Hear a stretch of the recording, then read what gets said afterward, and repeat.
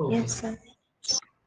Okay. So previous class ಒಳಗ ನೀವಿನ class ಒಳಗ ಏನ್ ನೋಡಕತ್ತಿದ್ವಿ ನಾವು ವಿದ್ಯುತ್ ಶಕ್ತಿ ಅಂದ್ರೆ ಏನು ಬರೀ ಪ್ರವಾಹ ಅಲ್ಲ ವಿದ್ಯುತ್ ಶಕ್ತಿ ಅಂದ್ರೆ ಕೇವಲ ವಿದ್ಯುತ್ ಆವೇಶನೂ ಅಲ್ಲ ಏನು ವಿದ್ಯುತ್ ಶಕ್ತಿ ಅಂದ್ರ ಎಷ್ಟು ಪೊಟೆನ್ಶಿಯಲ್ದೊಳಗ ಎಷ್ಟು ಪೊಟೆನ್ಶಿಯಲ್ ಡಿಫರೆನ್ಸ್ನಾಗ ಎಷ್ಟು ಚಾರ್ಜ್ ಐತಿ ಹೆಂಗ ನಾವು ಎಷ್ಟು ನೀರು ಎಷ್ಟು ಎತ್ತರದ ಮೇಲೆ ಐತಿ ಅದು ನಮಗೇನ್ ಕೊಡ್ತೈತಿ ಆ ನೀರಿನ ಪೊಟೆನ್ಶಿಯಲ್ ಎನರ್ಜಿಯನ್ನ ಕೊಡ್ತೈತಿ ನಮ್ಗೆ ಹೌದಲ್ಲ ಪೊಟೆನ್ಶಿಯಲ್ ಎನರ್ಜಿ ಏನಂತೀವಿ ನಾವು ಕನ್ನಡದೊಳಗ ಪ್ರಚನ್ನ ಶಕ್ತಿ ಅಂತ ಕರಿತೀವಲ್ಲ ಆ ರೀತಿಯಾಗಿ ಇಲ್ಲಿ ಇದು ಒಂಥರ ಆ ಪ್ರಚನ್ನ ಶಕ್ತಿ ಅಲ್ಲ ಗುರುತ್ವಾಕರ್ಷಣೆಯಿಂದಾಗ್ಲಿ ಇರುವಂತಹ ಪ್ರಚನ್ನ ಶಕ್ತಿ ಅಲ್ಲ ಇಲ್ಲಿದು ಆದ್ರೆ ಸಿಮಿಲಾರಿಟಿ ಐತಿ ಅದಕ್ಕೂ ಇದಕ್ಕೂ ಏನೈತಿ ಒಂದು ನಾವು ಸಿಮಿಲಾರಿಟಿಯನ್ನು ನೋಡ್ಬೋದು ಒಂದು ಹೋಲಿಕೆಯನ್ನು ನೋಡ್ಕೊಂಡು ನಮ್ಗೆ ಈಸಿಲಿ ನಮ್ಗೆ ಏನಾಕೈತೆ ಅವಾಗ ಗೊತ್ತಾಗ್ತೈತಿ ಏನಂತಿದ್ದು ಅಂತ ಸೊ ನಮ್ಮ ಈ ವಿದ್ಯುತ್ ಶಕ್ತಿ ಏನೈತಿದು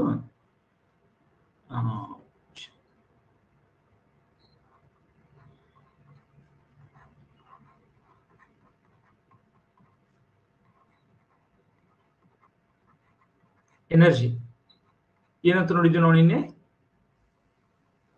ಎಷ್ಟು ಚಾರ್ಜು ಎಷ್ಟು ವೋಲ್ಟೇಜ್ ಹೌದಲ್ಲ ಸೊ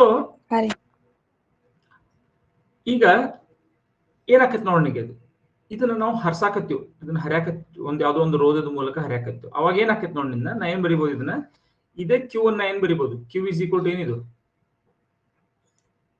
I into T ಹೌದಲ್ಲ ಕರೆಂಟ್ ಇಂಟು ಟೈಮ್ ಹೌದು ಇಲ್ಲ ನೋಡ್ರಿ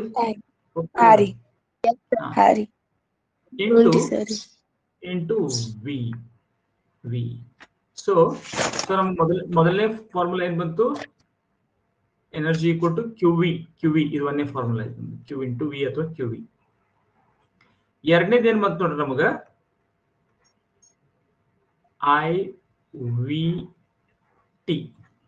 IVT ಅಥವಾ VIT ಎರಡನೇ ಸಿಕ್ ನಮ್ಗೆ ಹಂಗೂ ಬರಿಬೋದು VIT ಅಂತ ಇನ್ನ ನಾನು ಏನ್ ಮಾಡ್ಬೋದು ಇದು ಒಂದು ಉಪಕರಣದ ರೋಧ ಆ ಉಪಕರಣ ಯಾವ ಉಪಕರಣದ ಮೂಲಕ ಹಾಯಾಕತ್ತಿತ್ತಲ್ಲ ಅದರ ರೋಧ ಆರ್ ಇತ್ತು ಅಂತಂದ್ರೆ ನಾನು ಏನ್ ಮಾಡ್ಬೋದು ಈ ವಿ ಜಾಗದಾಗ ಏನ್ ಬರಿಬೋದು I ಇಂಟು ಆರ್ ಬರಿಬೋದು ವಿ ಜಾಗದಾಗ ನಾನು I ಇಂಟು ಆರ್ ಬರಿಬೋದು IR into T.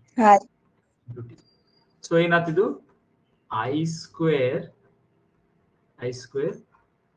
R T ಇದು ಒಂದು ಫೇಮಸ್ ರೂಪ ಇದನ್ನು ಬಹಳ ಕಡೆ ನೀವು ಬಳಸ್ತೀರಿ ಯಾಕೆ ಬಳಸ್ತೀರಿ ಹೇಳ್ತೇನೆ ನಾನು ಇದನ್ನು ಬಳಸ್ತೀರಿ I square R T okay so ಈಗ ಒಂದು ಮಂಡಲದೊಳಗ ಈ ತರ ರೋಧ ಐತಿ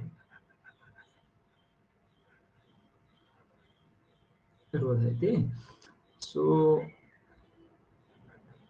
ಕರೆಂಟ್ ಹರಿಯಾಗತ್ತೆ ಸೊ ಈಗ ಚಾರ್ಜ್ ಇದ್ದಿದ್ದು ಮೊದಲೇನಿತ್ತು ಈ ವಿಭವಾಂತರದಾಗಿತ್ತು 12 ವೋಲ್ಟ್ಗಳ ವಿಭವಾಂತರದಾಗಿತ್ತು ಮೊದಲು ಇಲ್ಲಿ ಚಾರ್ಜ್ಗಳು ಮತ್ತು ಇಲ್ಲಿ ಚಾರ್ಜ್ಗಳು ಇಷ್ಟು ವಿಭವಾಂತರದಾಗಿತ್ತು ಇಲ್ಲಿ ಹರಿದು ಬಂದು ಇಲ್ಲಿ ಬಂದು ಬಿಟ್ಟು ಅವೆಲ್ಲ ಎಲೆಕ್ಟ್ರಾನ್ಗಳು ಸೊ ಎಲೆಕ್ಟ್ರಾನ್ಗಳು ಹಿಂಗ್ ಬಂದು ಹೌದಲ್ಲ ಬಂದ್ ಕೂಡಲೇ ಏನಾಗ್ಬಿಡ್ತು ನೀರು ಒಂಥರ ಏನಾದಂಗ ಆತು ಕೆಳಗ್ ಬಿದ್ದಂಗ ಆತು ಸೊ ಏನಾಗ್ಬಿಡ್ತು ಅವಾಗ ಮುಂದೆ ಆ ಎಲೆಕ್ಟ್ರಾನ್ಗಳಿಗೆ ಏನಾದ್ರೂ ಶಕ್ತಿ ಐತಿ ಈಗ ಇಲ್ಲ ಚಾರ್ಜ್ ಐತಿ ಖರೆ ಆ ಚಾರ್ಜ್ಗಳು ಏನಾದ್ರು ಕೆಳಗಿನ ಲೆವೆಲ್ಗೆ ಬಂದ್ಬಿಟ್ಟು ಎಲ್ಲವೂ ಕೆಳಗಿನ ಲೆವೆಲ್ಗೆ ಹರಿದು ಬಂದ್ಬಿಟ್ಟು ಮತ್ ಹಂಗಾದ್ರೆ ಆ ಶಕ್ತಿ ಎಲ್ಲಿ ಹೋಯ್ತು ಈಗ ನೀರು ಮೇಲ್ಗಡೆ ಇತ್ತು ಆ ಪ್ರಚನ್ನ ಶಕ್ತಿ ಅದನ್ನ ನಾವು ಕೆಳಗೆ ಹರಿಸ್ಬಿಟ್ಟಿವಿಪಾ ಅಂತಂದ್ರ ಆ ಶಕ್ತಿ ಎಲ್ಲಿ ಹೋಯ್ತದು ಕೆಳಗೆ ಬಂದ್ಮೇಲೆ ನೀರಿಗೆ ಅದೇ ಶಕ್ತಿ ಇಲ್ಲ ಪೊಟೆನ್ಶಿಯಲ್ ಎನರ್ಜಿ ನೀವು ಮೆಜರ್ ಮಾಡಿದ್ರೆ 0 ಬಂತವಾಗ ಮತ್ತೆ ಅದು ಎಲ್ಲಿ ಹೋಗ್ತೈತಿ ಶಕ್ತಿ ಅಂತೂ ಎಲ್ಲಿ ನಾಶ ಮಾಡಕ್ ಸಾಧ್ಯ ಇಲ್ಲ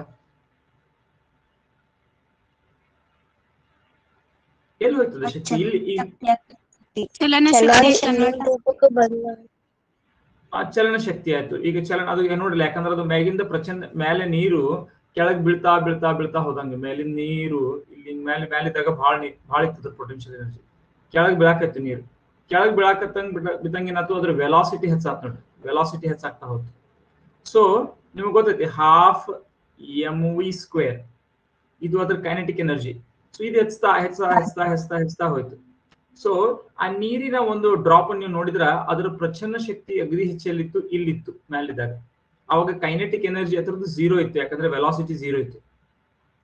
ಕೆಳಗೆ ಬಿತ್ತಾ ಬಿತ್ತಾ ಬಿತ್ತಾ ಬಿತ್ತಾ ಏನಾಯ್ತು, ಅದ್ರ ಕೈನೆಟಿಕ್ ಎನರ್ಜಿ ಹೆಚ್ಚಾಗ್ತಾ ಹೋತು, ಪೊಟೆನ್ಶಿಯಲ್ ಎನರ್ಜಿ ಕಡಿಮೆ ಆಗ್ತಾ ಹೋತು.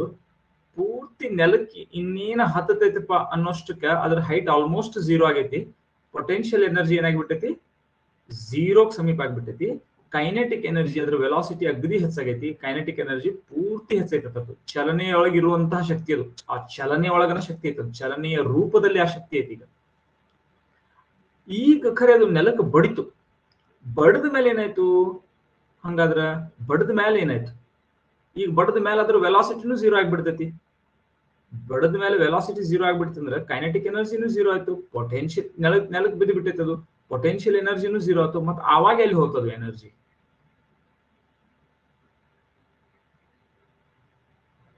ಕೈನೆಟಿಕ್ ಎನರ್ಜಿ ಯಾವಾಗಿನ ಮಟ್ಟ ಐತಿ, ಯಾವಾಗ ಅದು ಚಲಸಾಕತೈತಲ್ಲ ಅಲ್ಲಿವರೆಗೆ ಮಾತ್ರ ಕೈನೆಟಿಕ್ ಎನರ್ಜಿ ಐತಿ. ನೋಡ್ರಿ ಸೂತ್ರ ಏನ್ ಹೇಳಕತೈತಿ, 12 mv². ವೆಲಾಸಿಟಿ 0 ಆಗ್ಬಿಡ್ತು, ಕೈನೆಟಿಕ್ ಎನರ್ಜಿನೂ 0 ಆಗ್ಬಿಡ್ತು. ಸೊ ಬಡದ ಮೇಲೆ ಏನಾಯ್ತು, ಹಂಗಾದ್ರೆ ಎಲ್ಲಿ ಹೋಯ್ತು?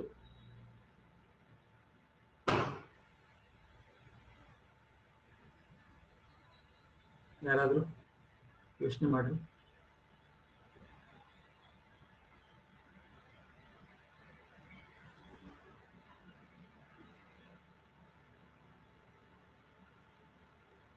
ವರ್ಷ ಏನ್ ಅನಿಸ್ತತಿ, ಎಲ್ಲಿ ಹೋಯ್ತದ ಶಕ್ತಿ? ಸರಿ, ಅದಕ್ಕೆ ಏನಾರ ನಾವು ಹಚ್ಚಿರಾಟ ವಿದ್ಯುತ್ ಶಕ್ತಿ ಆಗ್ಬೋದ್ರಿ, ಖರೆ ಹಂಗ ಬಿದ್ರ ಗೊತ್ತಾಗ್ಬೋದು. ನಾನು ಅಲ್ಲಿ ಕೆಳಗೊಂದು ಏನಾದ್ರು ಒಂದು ಟರ್ಬೈನ್, ಒಂದು ಗಾಲಿ ಇಟ್ನಂದ್ರೆ ನೋಡ್ರಿ, ಆ ಗಾಲಿಯನ್ನು ತಿರುಗಿಸ್ತೈತೆ ಆ ಶಕ್ತಿ ಇದ್ದದ್ದು. ಆಮ್ಯಾಗ ಅಷ್ಟು ಗಾಲಿಯನ್ನು ತಿರುಗಿಸ್ತಂದ್ರೆ ಅದೇನಂತೂ ಯಾಂತ್ರಿಕ ಶಕ್ತಿಯಾಗಿ ಪರಿವರ್ತನೆ ಆಯ್ತು. ಆ ಯಾಂತ್ರಿಕ ಶಕ್ತಿಯನ್ನು ನಾನು ಮತ್ತೇನ್ ಮಾಡ್ಕೊಳ್ಬಹುದು, ಬೇರೆ ಯಾವ್ದೋ ರೂಪಕ್ಕೆ ತಗೊಂಡು ಹೋಗ್ಬೋದು, ವಿದ್ಯುತ್ ಶಕ್ತಿಯನ್ನು ಮಾಡ್ಕೊಳ್ಬಹುದು, ಏನೋ ಮಾಡ್ಕೊಳ್ಬಹುದು ಅದನ್ನ. ಆದ್ರೆ ನಾನ್ ಗಾಲಿ ಇಡ್ಲಿಲ್ಲಪ್ಪ, ಅದು ಕೆಳಗೆ ಬಂದು ಬಡಿತು.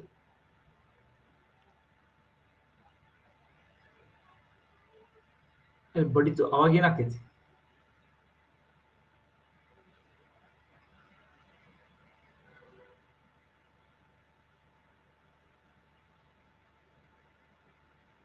ಹೋಗ್ಲಿ, ನೀವು ಯಾವಾಗಾದ್ರೂ ಹಿಂಗ ಜೋರಾಗಿ ಒಂದು ಗೋಡೆಗೆ ಅಥವಾ ಒಂದು ಗೋಡೆಗೆ ನಿಮ್ಮ ಬಟ್ಟನ್ನು ಉಜ್ಜಿ ನೋಡಿದಿರಿ? ಜೋರಾಗಿ ಒಂದು ಸ್ಮೂತ್ ಗೋಡೆಗೆ, ಸ್ಮೂತ್ ಇರ್ಲಿ ಹಿಂಗೆ ಇರ್ಲಿ, ಅಥವಾ ಒಂದು ನಿಮ್ಮ ಗ್ಲಾಸಿನ ಮೇಲೆ ಅಥವಾ ಒಂದು ಸನ್ಮೈಕ್ ಟೇಬಲ್ ಮೇಲೆ ಜೋರಾಗಿ ಹಿಂಗೆ ಬಟ್ಟನ್ನು ಉಜ್ಜಿ ನೋಡಿದಿರಿ ತಿಕ್ಕಿ? ನೋಡಿದೇವ್ರಿ. ಏನಾಗ್ತದ ಅವಾಗ? ಘರ್ಷಣೆ ಉಂಟಾಗಿ ಉಷ್ಣ ಘರ್ಷಣೆ ಉಂಟಾಗಿರಿ, ಉಷ್ಣ ಬಿಡುಗಡೆ ಆಕೈತ್ರಿ. ಕರೆಕ್ಟ್. ನಮ್ ಕೈ ಆಲ್ಮೋಸ್ಟ್ ಒಮ್ಮೆ ಸುಡ್ತೈತಿ. ಜೋರಾಗಿ ನೀವು ಮಾಡಿ ನೋಡ್ರಿ, ನಾವು ಸಣ್ಣದಾಗ ಮಾಡ್ತಿದ್ವಿ, ನಮ್ ಕೈ ಆಲ್ಮೋಸ್ಟ್ ಸುಡು ಲೆವೆಲ್ ಹೋಗ್ತೈತಿ, ಅಷ್ಟು ಬಿಸಿ ಆಕೈತಿ ಒಮ್ಮೆ ಜೋರಾಗಿ ನೀವು ಮಾಡಿದ್ರೆ. ಅದ್ರಲ್ಲಿ ಅಲ್ಲಿ ಏನ್ ಇರಬಾರ್ದು, ಕೈ ಚುಚ್ಚೋಂಗ. ನೋಡಿದಿರಿ ಇದನ್ನ? ಶಾಖ ಉತ್ಪತ್ತಿ ಆಗೋದು ಫೀಲ್ ಮಾಡಿದಿರಿ ಯಾವಾಗಾದ್ರೂ?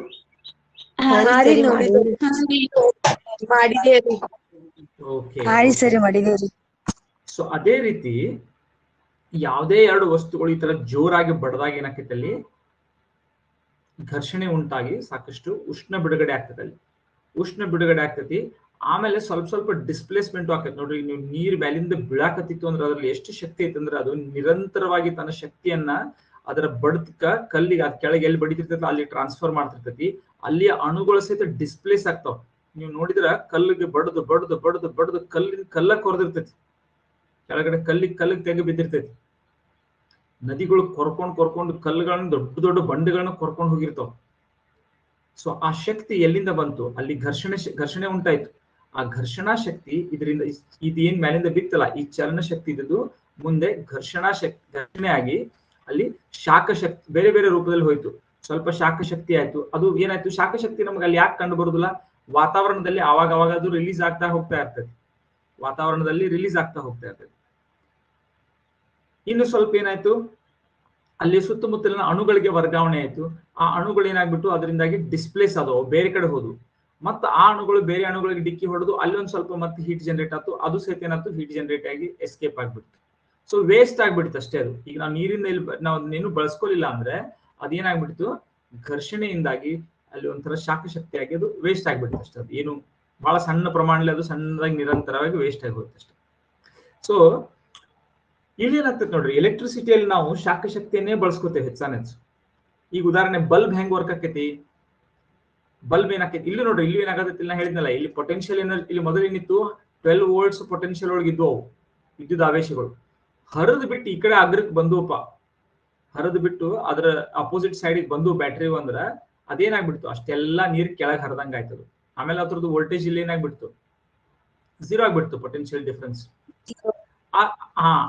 ಆಗೋಕ್ಕಿಂತ ಮುಂಚೆ ಅವೇನ್ ಮಾಡ್ತಾವ, ಹಂಗಾದ್ರೆ ಏನಾಗ್ತಂದ್ರ ವೋಲ್ಟ್ ವಿ ಇಂಟು ಕ್ಯೂ ನೀವು ನೋಡಿದ್ರಿ ಅಂತಂದ್ರ ಏನಾಗ್ಬಿಡ್ತು, 0 ಆಗ್ಬಿಡ್ತು. ಯಾಕಂದ್ರೆ ಏನಾಗ್ಬಿಡ್ತು, ಕ್ಯೂ ಐತಿ ಖರೆ ವಿ 0 ಆಗ್ಬಿಡ್ತು.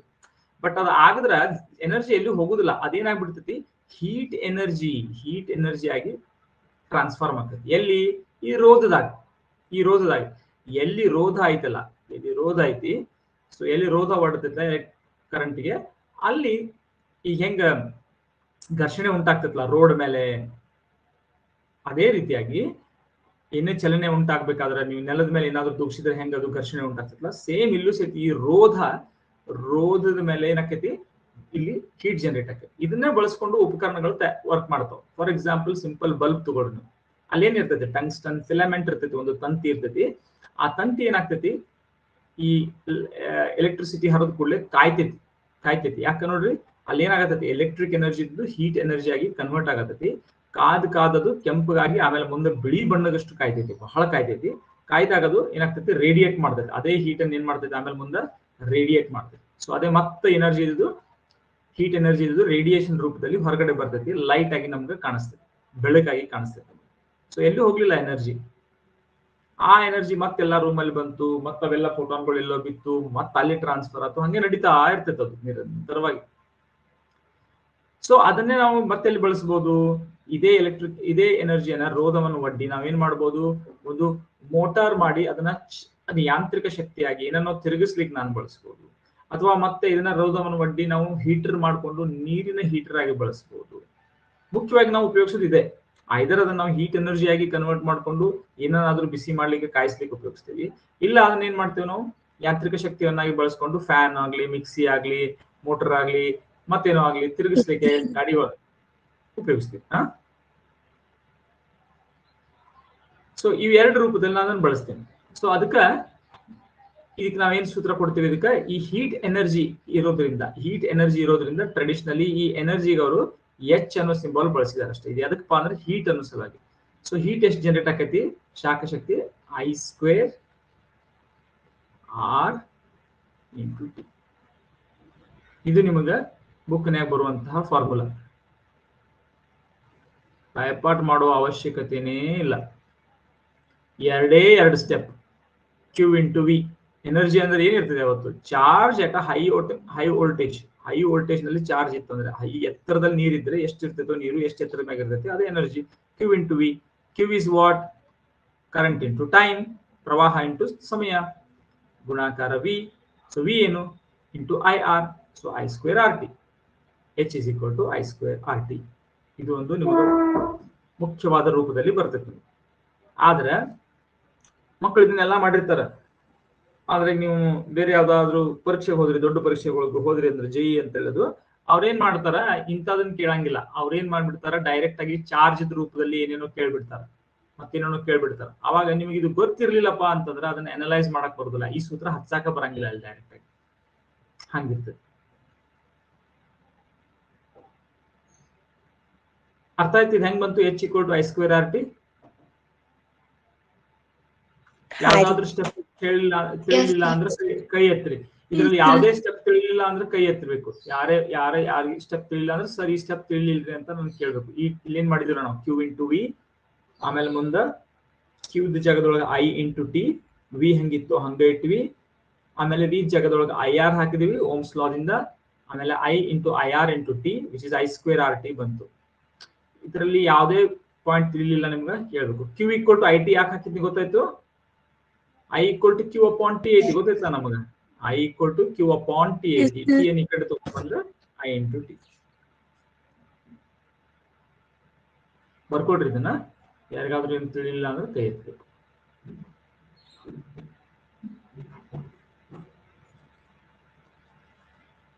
ಸರಿ, ಅದ್ ನಂಗ್ ಸ್ಟೆಪ್ಸ್ ಅದು ಎಲ್ಲಾ ತಿಳಿದಾವ್ರಿ. ಅದ ಇಲೆಕ್ಟ್ರಿಕ್ ಎನರ್ಜಿ, ಹೀಟ್ ಎನರ್ಜಿ ಅದ್ ಹೆಂಗ ಆತದ ಕನ್ಫ್ಯೂಸ್ ಆತ್ರಿ ಸ್ವಲ್ಪ. ಅದು ಫಿನಾಮಿನಾ, ಅದು ನೈಸರ್ಗಿಕ ಫಿನಾಮಿನಾ. ಅದು ಹೆಂಗ ಆಯ್ತು ಅನ್ನೋದು ಅದು ನೀನು ಅಂದ್ರ ನೀನ್ ಕೇಳಾಕ್ತಿದ್ದ ಅಟಾಮಿಕ್ ಲೆವೆಲ್ ಅಲ್ಲಿ ಹೆಂಗ ಆಗ್ತದಂತ.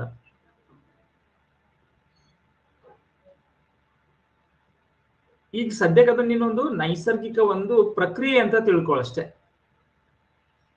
ಈಗ ಘರ್ಷಣೆ ಉಂಟಾದಾಗ ಶಾಖ ಯಾಕೆ ಉತ್ಪತ್ತಿ ಆಗ್ತತಿ ಅಂತ ಕೇಳಿದಂದ್ರ ನೀನು ಇನ್ನೂ ಡೀಪ್ ಫಿಸಿಕ್ಸ್ ಹೋಗ್ಬೇಕು. ಅಟಾಮಿಕ್ ಲೆವೆಲ್ ಅಲ್ಲಿ ಅದನ್ನ ಕೇಳಾಕತ್ತೀವೋ.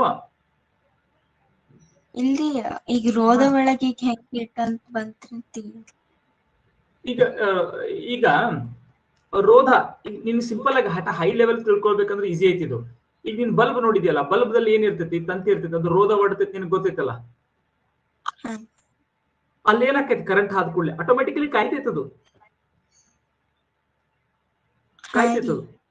ಅಷ್ಟೇ ತಿಳ್ಕೊಂಡ್ಬಿಡು. ಅದ್ರ ರೋಧ ಇತ್ತಪ್ಪ ಅಂದ್ರೆ ಅದ್ರೊಳಗೆ ಕರೆಂಟ್ ಹರಿತು ಅಂತಂದ್ರೆ ಕಾಯ್ತಿತ್ತದು. ಎಷ್ಟು ಕಾಯ್ತು, ಎಷ್ಟು ಹೀಟ್ ಎನರ್ಜಿ ಅಲ್ಲಿ ಡಿಸಿಪೇಟ್ ಆಕೈತಿ, ಇಷ್ಟ ಆಕೈತಿ. ಎಷ್ಟು ಕರೆಂಟ್ ಐತಿ ಅದರ ವರ್ಗ ಗುಣಾಕಾರ ರೋಧ ಗುಣಾಕಾರ ಎಷ್ಟು ಸಮಯದವರೆಗೆ ಅದು ಹರಿದೈತ ಅಷ್ಟು ಶಕ್ತಿ ಅಲ್ಲಿ ಏನಾಗೈತಿ, ವ್ಯಯ ಆಗೈತಿ. ಅಥವಾ ಅಷ್ಟು ಶಕ್ತಿಯಲ್ಲಿ ಏನಾಗೈತಿ, ಬಿಡುಗಡೆ ಆಗೈತಿ. ಅಷ್ಟು ಶಕ್ತಿಯಲ್ಲಿ ಬಳಕೆ ಆಗೈತಿ. ಹೆಂಗಾದ್ರೂ ನೋಡ್ಬೋದು ಇದನ್ನ. ಅಷ್ಟು ಶಕ್ತಿ ವ್ಯಯ ಆಗೈತಿ, ಅಷ್ಟು ಶಕ್ತಿಯಲ್ಲಿ ಖರ್ಚಾಗೈತಿ, ಅಥವಾ ಅಷ್ಟು ಶಕ್ತಿಯಲ್ಲಿ ಏನಾಗೈತಿ, ಬಳಸೈತಿ ಅಂತ ನಾವು ನೋಡ್ಬೋದು. ಎಷ್ಟು ಸಮಯದವರೆಗೆ ಹರಿದೈತೋ ಅದು ನೋಡ್ರಿ. ಮೂರು ಅದಾವ ನೋಡ್ರಿ ಇಲ್ಲಿ. ಎಷ್ಟು ಕರೆಂಟ್ ಹರಿಯಾಕತೈತಿ ಅದರ ವರ್ಗ ಗುಣಾಕಾರ ರೋಧ ಹೆಚ್ಚಿದ್ರು ಅಲ್ಲಿ ಏನಾಗ್ತೈತಿ, ಎನರ್ಜಿ ಹೆಚ್ಚಿಗೆ ಡಿಸಿಪೇಟ್ ಆಗ್ತೈತಿ, ಹೆಚ್ಚಿಗೆ ವ್ಯಯ ಆಗ್ತೈತಿ, ಹೆಚ್ಚಿಗೆ ರೋಧ ಇದ್ದಷ್ಟು. ಬಟ್ ಹೆಚ್ಚಿಗೆ ರೋಧ ಇದ್ದು ಕರೆಂಟ್ ಕಡಿಮೆ ಇರಬಾರ್ದು. ಕರೆಂಟ್ನು ಹೆಚ್ಚಿಗೆ ಇರಬೇಕು, ರೋಧನೂ ಹೆಚ್ಚಿಗೆ ಇರಬೇಕು. ಆವಾಗ ಹೆಚ್ಚಿನ ಶಕ್ತಿ ವ್ಯಯ ಆಗ್ತೈತಿ. ಆಮೇಲೆ ಗುಣಾಕಾರ ಸಮಯ, ಯಾಕಂದ್ರೆ ಪ್ರತಿ ಸೆಕೆಂಡಿಗೆ ಅದು ಅಷ್ಟಾಗತೈತಿ. ಸೊ ಇಂಟು ಟೈಮ್ ಮಾಡ್ಬೇಕು ನಾವು. ಅವಾಗ ಟೋಟಲ್ ಶಕ್ತಿ ಎಷ್ಟು ವ್ಯಯ ಆಗತೈತಿ, ಅಲ್ಲಿ ಎಷ್ಟೊತ್ತಿನವರೆಗೆ ಹರಿದೈತೆ ಅದು ಅಷ್ಟು ಶಕ್ತಿಯಲ್ಲಿ ವ್ಯಯ ಆಗುತ್ತೆ.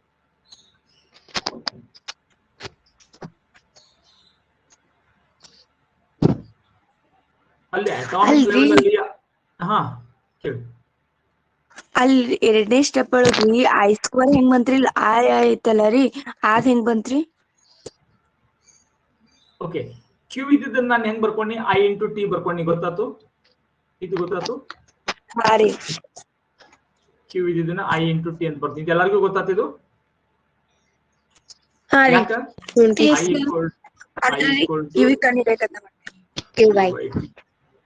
therefore ಏನು, Q = I × T. ಓಕೆ, ಇದು ಬರ್ತೀನಿ.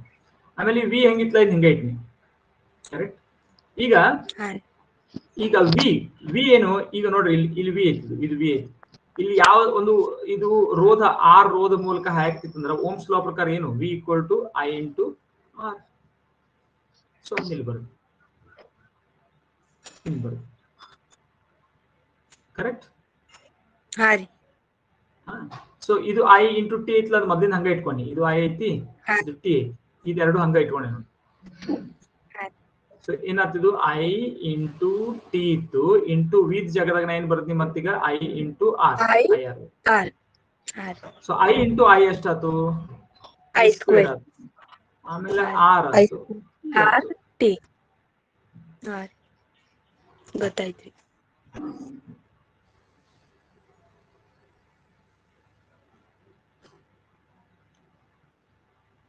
ಇದು ಇನ್ನು ನೀವು ಕೆಳಗಡೆ ಹೋಗಿ ಅಟಾಮಿಕ್ ಲೆವೆಲ್ ಅಲ್ಲಿ ಎಕ್ಸಾಕ್ಟ್ ಆಗಿ ವಿದ್ಯುತ್ ಹೆಂಗ್ ಹರಿತೈತಿ, ಎಲೆಕ್ಟ್ರಾನ್ಸ್ ಗಳು ಹೆಂಗ್ ಎಕ್ಸೈಟ್ ಆಗ್ತಾವ, ಒಂದು ಅಲೆ ತರ ಹರಿತೈತಿ. ಅದು ಹೀಟ್ ಅಂದ್ರೆ ಏನು, ಹೀಟ್ ಅಂದ್ರೆ ಆಕ್ಚುಲಿ ಏನು, ಪರಮಾಣುಗಳ ಕಂಪನ. ಅದು ಆಕ್ಚುಲಿ ಹೀಟ್ ನಮ್ಗೆ ಏನ್ ಹತ್ತತ್ಲ, ಯಾವ್ದೇ ಒಂದು ವಸ್ತು ಬಹಳ ಬಿಸಿ ಹತ್ತಪ್ಪ ಅಂದ್ರೆ ಅಲ್ಲಿ ಏನೈತಿ, ಅಲ್ಲಿ ಕಂಪನ ಐತಿ. ಬಹಳ ಒಳಗಡೆ ಏನಾಗತ್ತಾವ, ವೈಬ್ರೇಟ್ ಆಗತ್ತಾವ. ಏನೇ ಇರ್ಲಿಲ್ಲ ಅಂದ್ರೂ ಸಹಿತ ನಾವೇನ್ ತಿಳ್ಕೊತೀವಿ, ಘನ ವಸ್ತುಗಳು ಪರಮಾಣುಗಳು ಏನು ಚಲಿಸಾಕತ್ತಿಲ್ಲ, ಒಂದಲ್ಲಿ ಕೂತಾವ ಅಂತ ತಿಳ್ಕೊಂಡಿ, ಹೌದಲ್ಲ? ಹಂಗಿಲ್ಲ. ಪರಮಾಣುಗಳು ಸತತವಾಗಿ ಏನಾಗತ್ತಾವ, ಒಳಗ ಕಂಪಿಸಾಕತ್ತಿದಾವ. ಕಂಪಿಸೋದಂದ್ರೆ ಹೊಂದಿರ್ತಾವ. ಯಾವತ್ತು ಮಜಾ ಆಯ್ತಿದು, ಇಷ್ಟು ಆರಾಮಾಗಿ ಹೇಳಾಕತ್ತೀರಿ. ನನಗಿದು ಗೊತ್ತಾದಾಗ ಬಹಳ ಲೇಟ್ ಆಗಿತ್ತು. ಗೊತ್ತಾದಾಗ ನನಗೆ ಆಶ್ಚರ್ಯ ಆಗಿತ್ತು. ಒಂದು ದಿವಸ ನನಗೆ ನಿದ್ದೆತ್ತಿಲ್ಲ. ಒಳಗೆಲ್ಲ ಅಳಗಾಡ್ತಾವ ಅಂದ್ರ ಪರಮಾಣುಗಳು. ನೀವು ಅಗದಿ ಆರಾಮ ಕಂಪನ ಚಲನೆಯನ್ನು ಹೊಂದಿವೆ ಅಂತ ಹೇಳ್ಬಿಡ್ತೀರಿ. ಸೊ ಯೋಚನೆ ಮಾಡಿ ನೋಡ್ರಿ ಒಂದ್ ಸ್ವಲ್ಪ. ಪ್ರತಿಯೊಂದು ವಸ್ತು ಯಾವ್ದು ಬೇಕಾದಿರ್ಲದು, ಬರೀ ನೀರಲ್ಲ, ಗಾಳಿ ಅಲ್ಲ, ಟೇಬಲ್ ಐತಲ್ಲ, ಈಗ ನನ್ನ ಟೇಬಲ್ ಐತಿ, ನಾನು ಮುಟ್ಟು ನೋಡಾಕತ್ತೇನೆ, ಅಥವಾ ನನ್ನ ಚರ್ಮ ಐತಿ, ನನ್ನ ಬೆರಳು ಅದಾವ, ಎಲ್ಲ ಐತಲ್ಲ ಇದು. ಇದರಲ್ಲಿ ಪರಮಾಣುಗಳು ಸುಮ್ಮನೆ ಕೂತಿಲ್ಲ, ಕೂತಲ್ಲೇ ಸತತವಾಗಿ ಡಾನ್ಸ್ ನಡೆಸ್ಯಾವ, ಜಿಗ್ದಾಡಕತ್ತಿದಾವ. ಸೊ ಯಾಕ ಕ್ಯಾಲ್ವಿನ್ 0 ಒಳಗಿಲ್ಲ ಅವು ಟೆಂಪರೇಚರ್. ಎಲ್ಲಿ ಕ್ಯಾಲ್ವಿನ್ 0 ಮುಟ್ತಾವಲ್ಲ ಅಲ್ಲಷ್ಟೇ ಕಂಪನ 0 ಮುಟ್ತೈತಿ. -273 ಡಿಗ್ರಿ ಸೆಂಟಿಗ್ರೇಡ್ ಹೋದಾಗ ಮಾತ್ರ ಕಂಪನ ಆಲ್ಮೋಸ್ಟ್ 0 ಆಗ್ತೈತೆ. ಅದ್ ಮ್ಯಾಗಿನ ಎಲ್ಲ ಉಷ್ಣತೆಗಳಲ್ಲಿ ಒಂದು ಐಸ್ ತಗೊಂಡ್ರಿ, 0 ಡಿಗ್ರಿ ಒಳಗಿನ ಐಸ್ ತಗೊಂಡ್ರೆ ಅಲ್ಲೂ ಸಹಿತ ಆ ನೀರಿನ ಅಣುಗಳು ಜಿಗ್ದಾಡಕತ್ತೈತಿ. ಆದ್ರೆ ಅದ್ರ ಕಂಪನ ಕಡಿಮೆ ಐತಿ. ಅದಕ್ಕೆ ನಾವು ಶಾಖ ಶಕ್ತಿಯಿಂದ ಏನಾಗ್ತೈತಿ, ಕಂಪನ ಹೆಚ್ಚಿಗೆ ಆಗ್ತೈತಿ. ಸೊ ಈಗ ಈ ಎಲೆಕ್ಟ್ರಿಕ್ ಎನರ್ಜಿ ಇದ್ದಿದ್ದು ಆ ಕಂಪನ ಶಕ್ತಿಯಾಗಿ ಆಯ್ತು. ಅದು ಬಹಳ ಆಳವಾದ ಫಿಸಿಕ್ಸ್ ಆಗ್ತದೆ. ನಾನು ಎಲ್ಲಿ ವರ್ಷ ಆದ್ಮೇಲೆ ಕೇಳಾಕತ್ತಾಳ ಅಂತ ಹೆದರ್ ಬಿಟ್ಟೆ ನಾನು. ಬಹಳ ಡೀಪ್ ಫಿಸಿಕ್ಸ್ ಐತದು, ಅದಕ್ಕೆ ಹೋಗೋದು ಬೇಡ ಈಗ. ಅದೆಲ್ಲ ನೀವು ಅಡ್ವಾನ್ಸ್, ನೀವೇನ್ರ ನಾಳೆ ಐಸರ್ಗಿಸರ್ಗ್ ಹೋದ್ರಿ, ನಾಳೆ ಏನಾರ ಭೌತ ವಿಜ್ಞಾನಿಗಳಾದ್ರಿ ಅಂದ್ರೆ ಅದೆಲ್ಲ ಇನ್ನು ಹೋಗಿ ಕಲಿಬೇಕಾಗ್ತದೆ. ಅಷ್ಟು ಕೆಳಗೆ ಹೋಗಕ್ ಆಗುದಿಲ್ಲ 10ನೇ. ಆದ್ರೆ ಈಗ ಇಷ್ಟ ತಿಳ್ಕೊರಿ, ಅದು ಕರೆಂಟ್ ಹರಿದ ಕೂಡಲೇ ಹೆಂಗ ಒಂದು ಮೇಲ್ಮೈ ಮೇಲೆ ಏನಾದ್ರೂ ಒಂದು ವಸ್ತು ಸಡನ್ ಆಗಿ ಜರುಗಿಸ್ತೀವಿ ಅಂದ್ರೆ ಅದ್ರಾಗ ಹೀಟ್ ಹೆಂಗ್ ಉಂಟಾಗ್ತದಲ್ಲ, ಹಂಗೆ ಇಲ್ಲಿ ಹೀಟ್ ಉಂಟಾಗ್ತದೆ ಅಷ್ಟೇ. ಅದ್ರ ಒಳಗೇನೋ ಬಹಳ ಮಜಾ ನಡೆದೈತೆ. ಬಟ್ ನಮಗ್ ಸೂತ್ರ ಬಹಳ ಈಸಿ, 10ನೇ ಸೂತ್ರ ಬಹಳ ಈಸಿ. H=I²RT, ಮುಗಿದ ಕೆಲಸ. ಬೆಲೆ ಹಾಕೋದು, ಟಪ್ ಅಂತ ಉತ್ತರ ಸಿಗೋದು ಅಷ್ಟೇ. ಗೊತ್ತಾಯ್ತು? ಓಕೆ, ಬರ್ಕೊಂಡ್ರಿದ್ನೆಲ್ಲಾರು? ಓಕೆ, ಒಂದ್ ಲೆಕ್ಕ ಮಾಡೋಣ ಹಂಗಾರೆ ನಿಮ್ದು. ಸೊ ಏನೈತಿ ಇಲ್ಲಿ,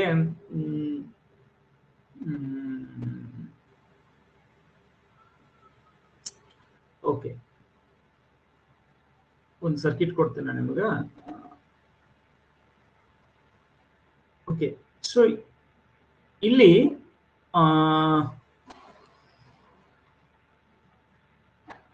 10 ಸೆಕೆಂಡ್ಗಳಲ್ಲಿ 10 ಸೆಕೆಂಡ್ಗಳೊಳಗ ಎಷ್ಟು ಶಕ್ತಿ, ಎಷ್ಟು ಹೀಟ್ ಶಕ್ತಿ ಇಲ್ಲಿ ಬಿಡುಗಡೆ ಆಯ್ತು? ಯಾರು ಹೇಳ್ತಾರೆ? ಟ್ರೈ ಮಾಡಿ. 10 seconds. ಇನ್ 10 seconds ಈ ತರ ಇಲ್ಲಿ ಕರೆಂಟ್ ಹರಿಯಾಕ್ ಚಲೋ ಆಯ್ತು. ಹರಿಯಾಕತ್ ಕೂಡಲೇ 10 ಸೆಕೆಂಡ್ಗಳೊಳಗ ಎಷ್ಟು ಶಕ್ತಿ ವ್ಯಯ ಆಗೈತಿ, ಎಷ್ಟು ಶಕ್ತಿ ಉಪಯೋಗಿಸೈತಿ ಈ ಮಂಡಲ? ಬಲ್ಬ್ ಐತಿದು.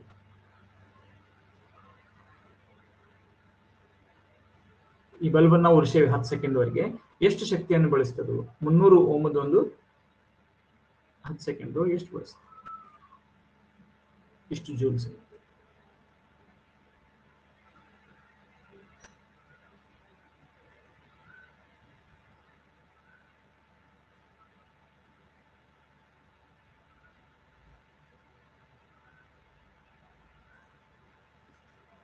ಅಥವಾ 30 ಓಮ್ ಮಾಡೋಣ. ಇದನ್ನು 300 ಬೇಡ, 30 ಓಮ್ ಮಾಡೋಣ.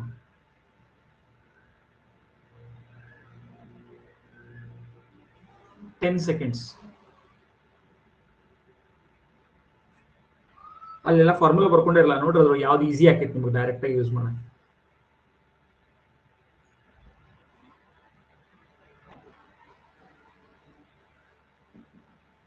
ಏನು ಕರೆಂಟ್ಗೆ ಸೂತ್ರ? V=IR. ಏನ್ ಬಂದಿತ್ತು ನಮ್ದು ಓಮನ್ ನಿಯಮ? ಏನಿತ್ತು? V=I×R. ಸೊ ಐ ಏನ್ ಬಂದಿತ್ತು? V/R ಅಲ್ಲ, V/R ಅಲ್ಲ. ನೀವು ಗುಣಿಸ್ಬಿಟ್ರಿ 900 ಆಂಪಿಯರ್. ನಿಮಗೆ ಗೊತ್ತಾಗ್ಬೇಕು, 900 ಆಂಪಿಯರ್ ಅಂದ್ರೆ ಬಹಳ, ನೀವು ಅದನ್ನ ನೋಡೇ ಇಲ್ಲ ಅಷ್ಟು ಕರೆಂಟ್. ಅಷ್ಟು ಕರೆಂಟ್ ಅದು 900 ಆಂಪಿಯರ್ ಅಂದ್ರೆ. ನೀವು ಮನಿ ಒಳಗ ಸಾಕೆಟ್ಗಳು ಇರ್ತಾವಲ್ಲ, ನೀವು ಏನಾದ್ರೂ ಈಗ ಗಾಡ್ಯಾಗ ಸಾಕೆಟ್ ಇರ್ತಾವಲ್ಲ 3 ಪಿನ್ದು, ಅದ್ರ ಮೇಲೆ ಎಷ್ಟಂತ ಬರ್ದಿರ್ತಾರ ಗೊತ್ತೈತಿ? ಅದು ಎಲ್ಲಿವರೆಗೆ ಕೆಲಸ ಮಾಡ್ತಂತ ಬರ್ದಿರ್ತಾರ ಗೊತ್ತೈತಿ? ಯಾರಾದ್ರು ನೋಡಿದರಿ? ನೋಡ್ರಿ ತೆಗೆದು. ಅದನ್ನಾಗ್ಲಿ ನಿಮ್ದು ಯಾವ್ದೇ ಪ್ಲಗ್ ಇರ್ತಾವಲ್ಲ 3 ಪಿನ್ದು, ಅವು ಇರ್ತಾವಲ್ಲ, ಯಾವ್ದೇ ಉಪಕರಣ ತೆಗೆದು ನೋಡ್ರಿ, ಅದ್ರ ಮೇಲೆ ಬರ್ದಿರ್ತಾರ. ಒಂದು ಸ್ವಿಚ್ ಖರೀದಿ ಮಾಡಿದ್ರು ಬರ್ದಿರ್ತಾರ. ಏನಂತ ಬರ್ದಿರ್ತಾರ? 5A ಅಂತ ಬರ್ದಿರ್ತಾರ. ನೋಡ್ರಿ, ಯಾರಾದ್ರೂ ನೋಡ್ಯಾರ ನೋಡ್ರಿ. 5A, 5A. ಅದ್ರ ಅರ್ಥ ಅದು ಕೇವಲ 5 ಆಂಪಿಯರ್ಗಳವರೆಗೆ ಮಾತ್ರ ಕೆಲಸ ಮಾಡ್ತೈತಿ. 5 ಆಂಪಿಯರ್ಗಿಂತ ಹೆಚ್ಚಿಗೆ ಕರೆಂಟ್ ಹರಿಯಾಕತ್ರ ಸುಟ್ಟು ಹೋಗಿ ಬಿಡ್ತೈತಿ ಅಂತ ಅರ್ಥ ಅದದ್ದು. ನೀವು ಯಾವ್ದಾದ್ರು 5 ಆಂಪಿಯರ್ ಅಂತ ಬರ್ದದ್ದು ಸಾಕೆಟ್ ಸ್ವಿಚ್ ಅನ್ನು ತಗೊಂಡ್ಬಂದು ಅದಕ್ಕೆ ನೀವೇನಾದ್ರೂ ಗೀಸರ್ ಅನ್ನ ಹಚ್ಚಿ ಬಿಟ್ರಿ, ಬೈ ಚಾನ್ಸ್ ಅದಕ್ಕೇನಾದ್ರೂ ನೀವು ಗೀಸರ್ ಅನ್ನ ಹಚ್ಚಿ ಬಿಟ್ರಿ, ಅಥವಾ ಮತ್ತೆ ಯಾವ್ದೋ ಹೆವಿ ಡ್ಯೂಟಿ ಎಲೆಕ್ಟ್ರಿಕಲ್ ದೊಡ್ಡ ಮಿಕ್ಸಿಯನ್ನು ಹಚ್ಚಿ ಬಿಟ್ರಿ, ಅವಾಗ ಏನಾಗ್ಬಿಡ್ತೈತಿ? ಆ ಸ್ವಿಚ್ ಅಥವಾ ಅದು ಪಿನ್ ಸುಟ್ಟು ಹೋಗ್ಬಿಡ್ತೈತಿ, ಕರ್ರಗಾಗಿ ಬಿಡ್ತೈತಿ ಸುಟ್ಟು.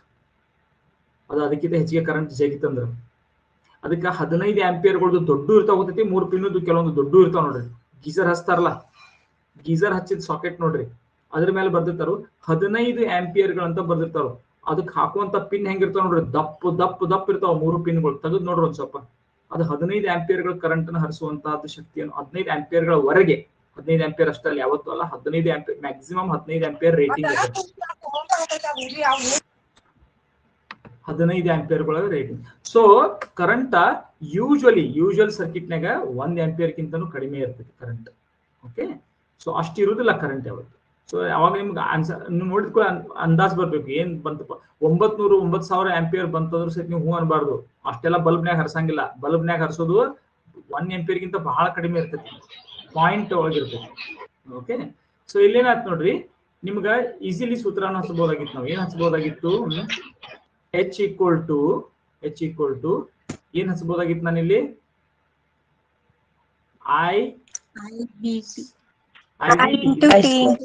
ಇದನ್ನು ಹಚ್ಚಬಹುದಾಗಿತ್ತು ಇದನ್ನ ಹಚ್ಚಲು ಬರ್ತೈತೆ ನೋಡ್ರಿ ಮೊದಲ ನಮ್ಗೇನ್ ಬೇಕೀಗ ಕರೆಂಟ್ ಬೇಕೇ ಬೇಕು so current is equal to V upon R is equal to 3 volts divided by 30 ohms is equal to 0.1 ampere. So ನಾನೀಗೇನ್ ಮಾಡ್ತೀನಿ H equal to ಈ ಸೂತ್ರದೊಳಗೆ ಹಚ್ತೀನಿ H equal to IVT so I ಎಷ್ಟೈತಿ ಇಲ್ಲಿಂದು 0.1 ಎಲ್ಲ SI ಮಾನದಾಗ ಇರಬೇಕು ಆಂಪಿಯರ್ದಾಗ ಇರಬೇಕು milli ಆಂಪಿಯರ್ದಾಗ ಇರಬಾರ್ದು into V ಎಷ್ಟೈತಿ 3 volts ಐತಿ correct into T ಎಷ್ಟೈತಿ ನಮಗೆ 10 ಸೆಕೆಂಡ್ಸ್ ಕೊಟ್ಟಿದ್ದಾರೆ ಸೊ ಇಸ್ ಈಕ್ವಲ್ ಟು 1 ಇದು 10 ಗುಣಿಸಿದ್ರೆ 1 ಆಯ್ತು 1 into 3 volts is equal to 3 joules ಇದನ್ನೇ ನಾನು I² RT ಇಂದನೂ ಮಾಡಿದ್ರು ಅಷ್ಟೇ ಬರ್ತೈತಿ ಏನು ವ್ಯತ್ಯಾಸ ಬರೋದಿಲ್ಲ ತೋರಿಸ್ತೇನೆ ನಿಮಗೆ so H is equal to I² RT so I² ಎಷ್ಟಾಯ್ತು 0.1 square into R is 30 into T is 10 seconds so 0.1 square ಎಷ್ಟಾಯ್ತು 0.01 ನೋಡ್ರಿ ವರ್ಗ ನೀವು ಯಾವ್ದು ಸಂಖ್ಯೆಯನ್ನು ವರ್ಗ ಮಾಡಿದಾಗ ದೊಡ್ಡ ಸಂಖ್ಯೆ ಸಿಗ್ತೈತೆ ನಿಮ್ಗೆ 2 ವರ್ಗ 4 3 ವರ್ಗ 9 4 ವರ್ಗ 16 10 ವರ್ಗ 100 ವರ್ಗ ಮಾಡಿದಾಗ ಏನಾಗ್ತೈತಿ ಯಾವುದೇ ಸಂಖ್ಯೆ ಏನಾಗ್ತೈತಿ ಹೆಚ್ಚಾಗ್ತೈತಿ ಆದ್ರೆ 1ಕ್ಕಿಂತ ಕಡಿಮೆ ಇದ್ದಂತಹ ಸಂಖ್ಯೆಯನ್ನು ನೀವು ವರ್ಗ ಮಾಡ್ರ ಅದು ಕಡಿಮೆ ಆಗ್ತಾ ಹೋಗ್ತೈತಿ ನೋಡ್ರಿ ಸ್ವಲ್ಪ ಲಕ್ಷ ಕೊಡ್ರಿ ನೀವು 0.9 ವರ್ಗ ತಗೊಂಡ್ರ ಅಂತಂದ್ರ 0.9 ಕಿಂತಾನು ಕಡಿಮೆ ಆಗ್ತೈತಿ ಎಷ್ಟ್ ಆಕೈತಿ ಇದು 0.81 ಆಕೈತಿ ಯಾಕೆ ಹಿಂಗ ಆಕೈತಿ 9 ಸ್ಕ್ವೇರ್ ರೀ ಅಲ್ಲ ನಾನು ಅದನ್ನ ಕೇಳಿಲ್ಲ 0.9 ವರ್ಗ ತಗೊಂಡ್ರ 0.9 ಕಿಂತ ಕಡಿಮೆ ಯಾಕಾಕತ್ತು ವರ್ಗ ತಗೊಂಡ್ರೆ ಹೆಚ್ಚಾಗಬೇಕಾಗಿತ್ತಲ್ಲ ಪಾಯಿಂಟ್ ಒಳಗ ಇಂಟು ಮಾಡಿರ್ತೀವಲ್ರಿ ಅದ್ ಪೈಲಾನ ಭಿನ್ನಾಂಕ ಭಾಗ ಒಳಗ ಇರ್ತೈತಿ ಅದಕ್ಕಿನ್ನ ಕಿನ್ ತಗೊಂಡ್ ನೀವು ಡಿಸ್ಕೌಂಟ್ ನಿಮ್ಗೆ ಡಿಸ್ಕೌಂಟ್ ಲೆಕ್ಕ ಮಾಡಾಕತ್ತಿದ್ ನಿಮ್ ನೆನಪೈತಿ ಮೊನ್ನೆ ಇದ್ರೊಳಗ ಪ್ರಾಬ್ಲಮ್ ಸಾಲ್ವಿಂಗ್ ಒಳಗ ಯಾವತ್ತು ನೀವು ಅಲ್ಲಿ ಏನನ್ನಾದ್ರೂ ನೀವು 0.9 ಗುಣಿಸ್ರೆ ಏನಾಕೈತಿ 0.9 ಗುಣಿಸ್ರೆ ಎಷ್ಟಾಕೈತಿ ಅದರ 90% ಆಕೈತಿ ಅದರ 90% ಆಕೈತಿ ನೋಡ್ರಿ 100 ಗುಣಾಕಾರ 0.9 ಮಾಡಿದ್ರೆ ಎಷ್ಟಾಕೈತಿ 90 ಆಕೈತಿ ಹಂಗ 200 ಗುಣಾಕಾರ 0.9 ಮಾಡಿದ್ರೆ ಇದರ 90% ಅದರ 180 ರೂಪಾಯಿ ಆಕೈತಿ ಅದರ 90% ಮಾಡಿದ ಸೊ 1ಕ್ಕಿಂತ ಕಡಿಮೆ ಇರುವಂತಹ ಸಂಖ್ಯೆಯಿಂದ ಗುಣಿಸಿದಾಗ ಏನಾಗ್ತೈತಿ ಆ ಮೂಲ ಯಾವ್ದನ್ನ ಗುಣಿಸ್ತಿರ್ತಾರಲ್ಲ ಆ ಪರಿಮಾಣ ಇನ್ನಷ್ಟು ಕಡಿಮೆ ಆಗ್ತೈತಿ ಹೆಚ್ಚಾಗೋದಿಲ್ಲ 0.5 ಗುಣಿಸಿದ್ರೆ ಏನಂದಂಗ ಅರ್ಧ ಮಾಡಿದಂಗ 0.5 ಗುಣಿಸೋದಂದ್ರೆ ಅದನ್ನ ಅರ್ಧ ಮಾಡೋದಂಗ 0.8 ಗುಣಿಸಿದ್ರೆ ಅದನ್ನ 80% ಮಾಡ್ಕೊಂಡಂಗ 0.9 ಗುಣಿಸಿದ್ರೆ ಅದರದ 90% ಮಾಡ್ಕೊಂಡಂಗ 0.5 ಗುಣಿಸಿದ್ರೆ ಅದನ್ನ 50% ಮಾಡ್ಕೊಂಡಂಗ ಅರ್ಥ ಆಯ್ತು ಸೊ ಇಲ್ಲಿ ಏನಾಗತೈತಿ 0.1 ಇಂಟು 0.1 ಮಾಡ್ಬಿಟ್ರೆ 0.01 ಆಯ್ತು ಇಂಟು ಎಷ್ಟಾಯ್ತು 300 ಸೊ ಇದನ್ನ 2 ಸ್ಥಾನ ಮುಂದೆ ಹೋಯ್ತು ಸೊ ಅವಾಗ ಇದು 2 ಸ್ಥಾನ ಹಿಂದೆ ಬಂತು ಸೊ ಇಟ್ ಇಸ್ ಬೇಸಿಕಲಿ 3 ಆಯ್ತು ಇಲ್ಲಿ ಪಾಯಿಂಟ್ 2 ಸ್ಥಾನ ಹಿಂದೆ ತಗೋತೀನಿ 2 ಸ್ಥಾನ ಮುಂದೆ ತಗೋತೀನಿ 3 into 1 3 joules ಓಕೆ ಇಂಥವೆಲ್ಲ ಮಾಡಾಕ ನೀವು ಕಲ್ಕೋಬೇಕು ಕ್ವಿಕ್ ಆಗಿ ಇದನ್ನೆಲ್ಲ ಕೂತ್ಕೊಂಡಾಗ ಗುಣಿಸ್ಕೋತ್ ಕೊಂಡ್ರೋಂಗಿಲ್ಲ ಇದನ್ನ ನೋಡ್ರಿ ಗೊತ್ತಾಕತಿ ಏನ್ ಮಾಡೋದು ಇದನ್ನ ಬಿಂದುವನ್ನು ಇಲ್ಲಿ 2 ಸ್ಥಾನ ಮುಂದೆ ಹೋಯ್ತೀನಿ ಅದೇ ಪ್ರಕಾರ ಇಲ್ಲಿ ಬಿಂದು ಇರ್ತಿತ್ತಲ್ಲ ಇದು 300 ನಂತರ ಇದನ್ನ 2 ಸಲ ಹಿಂದೆ ತಗೋತೀನಿ ಸೊ ಇದು 3 ಗುಣಾಕಾರ 1 ಆಯ್ತು 3 ಗುಣಾಕಾರ 1 ಅಂದ್ರೆ 3 joules ಆಯ್ತು ಇದು ನಿಮ್ಗ ಫಂಡಮೆಂಟಲ್ಸ್ ಚಲೋ ಇದ್ದು ಅಂತ ತಿಳ್ಕೊ, ನಿಮ್ಮ ಬೇಸಿಕ್ಸ್ ಚಲೋ ಇದ್ದು ಅಂತಂದ್ರೆ ಇದೆಲ್ಲ ಈಸಿ ಆಗಿಬಿಡ್ತದೆ. ನಿಮ್ಮ ಬೇಸಿಕ್ಸು ತಳಪಾಯ ಗಟ್ಟಿರ್ಬೇಕು, ಅವಾಗ ಇದೆಲ್ಲ ಮಾಡಕ್ ಬರ್ತದೆ. ಯಾವ್ದೇ ಟ್ರಿಕ್ ಬೇಕಾಗಿಲ್ಲ. ಫಾಸ್ಟ್ ಗುಣಾಕಾರದ ಟ್ರಿಕ್ ಕಲಿಸ್ತಾರೋ, ಏನೇನೋ ಕಲಿಸ್ತಾರೋ, ಹಿಂಗಿದ್ದಾಗ ಹಂಗ್ ಮಾಡ್ರಿ, 3 ಇದ್ದಾಗ ಅದನ್ನ ಮಾಡ್ರಿ, 7 ಇದ್ದಾಗ ಇದನ್ನ ಮಾಡ್ರಿ, 9 ಇದ್ದಾಗ ಇದನ್ನ ಮಾಡ್ರಿ, ಅದ್ ಯಾವ್ದು ಉಪಯೋಗ ಇಲ್ಲ. ಜಂತರ್ ಮಂತರ್ ಜಾದು ಅದು. ಗಣಿತದ ನಿಮಗ ಮೂಲ ನಿಮ್ಮ ತಳಪಾಯ ಚಲೋ ಇತ್ತಪ್ಪ ಅಂದ್ರ ಆ ಜಾದುಗಳ ಅವಶ್ಯಕತೆ ಇಲ್ಲ. ಆ ಜಾದುಗಳು ಬಾಳ ಕಡೆ ಕೆಲಸ ಮಾಡುದಿಲ್ಲ. ಅವು ಏನೇನೋ ಯಾವ್ದಾವ್ದೋ ಹೆಸರಿಗೆ ಏನೇನೋ ಕಲಿಸ್ತಾರೆ. ಅನ್ನ ಹೆಸರುಗಳು, ದೊಡ್ಡ ಹೆಸರುಗಳನ್ನ ಬಳಸ್ಕೊಂಡು ಈ ಟ್ರಿಕ್ಗಳನ್ನ ಕಲಿಸ್ತಾರೆ. ಸುಮ್ನೆ 9 ಇದ್ದಾಗ ಹಿಂಗ್ ಮಾಡ್ರಿ, 3 ಇದ್ದಾಗ ಹಿಂಗ್ ಮಾಡ್ರಿ, ಹಿಂಗ್ ಬಂತ್ ನೋಡ್ರಿ ಆನ್ಸರ್ ಅಂತೇಳಿ. ಅದ್ ಯಾವ್ದು ಉಪಯೋಗ ಇಲ್ಲ. ನನಗೆ ಎಷ್ಟೋ ಮಂದಿ ಕೇಳ್ತಿರ್ತಾರೆ ನಮ್ಮ ಫ್ರೆಂಡ್ಸ್, ಮಕ್ಕಳಿಗೆ ಇದಕ್ಕೆ ಕಲಿಸ್ಬೇಕೇನ್ರಿ, ಅದಕ್ಕೆ ಕಲಿಸ್ಬೇಕೇನ್ರಿ, ಅಲ್ಲಿ ಫಾಸ್ಟ್ ಲೆಕ್ಕ ಮಾಡಿಸ್ತಾರೋ. ಫಾಸ್ಟ್ ಲೆಕ್ಕ ಮಾಡಿದಲ್ಲಿ ಎಲ್ಲೂ ಕಳಿಸ್ಬೇಡ್ರಿ ಅಂತ ಹೇಳ್ತೀನಿ. ಎಲ್ಲಿ ಫಾಸ್ಟ್ ಲೆಕ್ಕ ಮಾಡಿಸ್ತಾರಲ್ಲ ಅಲ್ಲಿ ಕಳ್ಸಕ್ ಹೋಗ್ಬೇಡ್ರಿ. ಫಾಸ್ಟ್ ಲೆಕ್ಕ ಮಾಡೋದು ಉಪಯೋಗ ಇಲ್ಲ. ಹಂಗೆ ಏನು ಗೊತ್ತಾಗದೆ, ಅದ್ರಲ್ಲಿ ಏನ್ ನಡೆದೈತೆ ಅನ್ನೋದು ಗೊತ್ತಾಗದೆ ಮಾಡೋ ಉಪಯೋಗ ಇಲ್ಲ. ಇದು ಕ್ಲಿಯರ್ ಆಯ್ತು?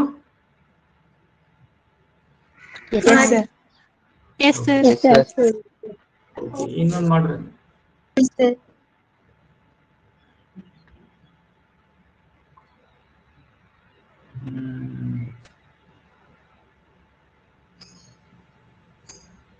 ನಿಮ್ಮ ಬುಕ್ನಾಗಿಂದ ಯಾವ್ದಾರ ಒಂದು ನೋಡೋಣ. ಇಲ್ಲ ಒಂದು ನಿಮಿಷ. ನಿಮ್ಮ ಬುಕ್ನಾಗ ಇದ್ರೊಳಗೆ ಏನ್ ಕೊಟ್ಟರು, ಇದ್ರೊಳಗೆ ಒಂದು ಸ್ವಲ್ಪ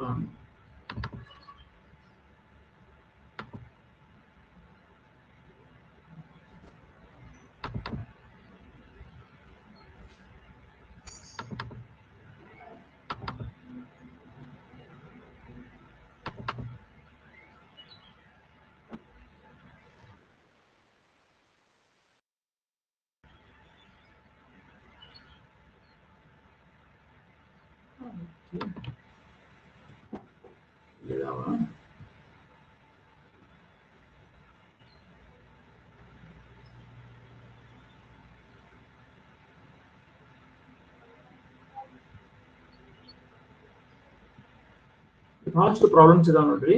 ನಿಮ್ಮ ಟೆಕ್ಸ್ಟ್ ಬುಕ್ ತೆಗೆದ್ರೆ ಅಭ್ಯಾಸ ಅಂತ ಐತಿರಿ, ಪುಟ ಗೊತ್ತಿಲ್ಲ, ಆ ಪುಟ 143ನೇ ಪುಟ. ಎಲ್ಲರ ಕಡೆ ಟೆಕ್ಸ್ಟ್ ಬುಕ್ ಐತಲ್ಲ, PDF ಅಟ್ ಲೀಸ್ಟ್? ಹಾ ರೀ, ಐತ್ರಿ. ಸರಿ ಐತ್ರಿ. ಸೊ ಏನ್ ಮಾಡ್ಬೇಕು ನೀವು, ಆ ಬುಕ್ ಹಿಂದಿರುವಂತ ಎಲ್ಲಾ ಅಭ್ಯಾಸಗಳನ್ನ ಡೈರೆಕ್ಟ್ ಆಗಿ ಬಿಡ್ಸಕ್ ಸ್ಟಾರ್ಟ್ ಮಾಡ್ಬಿಡ್ರಿ. ಓಕೆ, ಪ್ರತಿಯೊಂದನ್ನು ಮಾಡ್ಬೇಕು.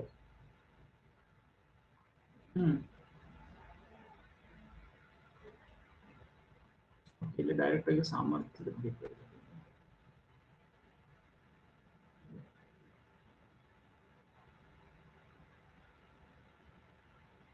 ಹಾ, ಇಲ್ಲಿ ಕೊಟ್ಟ ನೋಡ್ರಿ, ಇಲ್ಲೊಂದು 4ನೇದು ಐತಿ ಪ್ರಶ್ನೆ. 4ನೇ ಪ್ರಶ್ನೆ ಏನೈತಿ? ಸಮಾನವಾದ ಉದ್ದ. ಓಕೆ, ಇಲ್ಲಿ ನಾನು ನಿಮಗೆ ಶೇರ್ ಮಾಡ್ಬಿಡ್ತೀನಿ. ಸುಮ್ಮನೆ ಸ್ಕ್ರೀನ್ ಶೇರ್ ಮಾಡ್ತೀನಿ.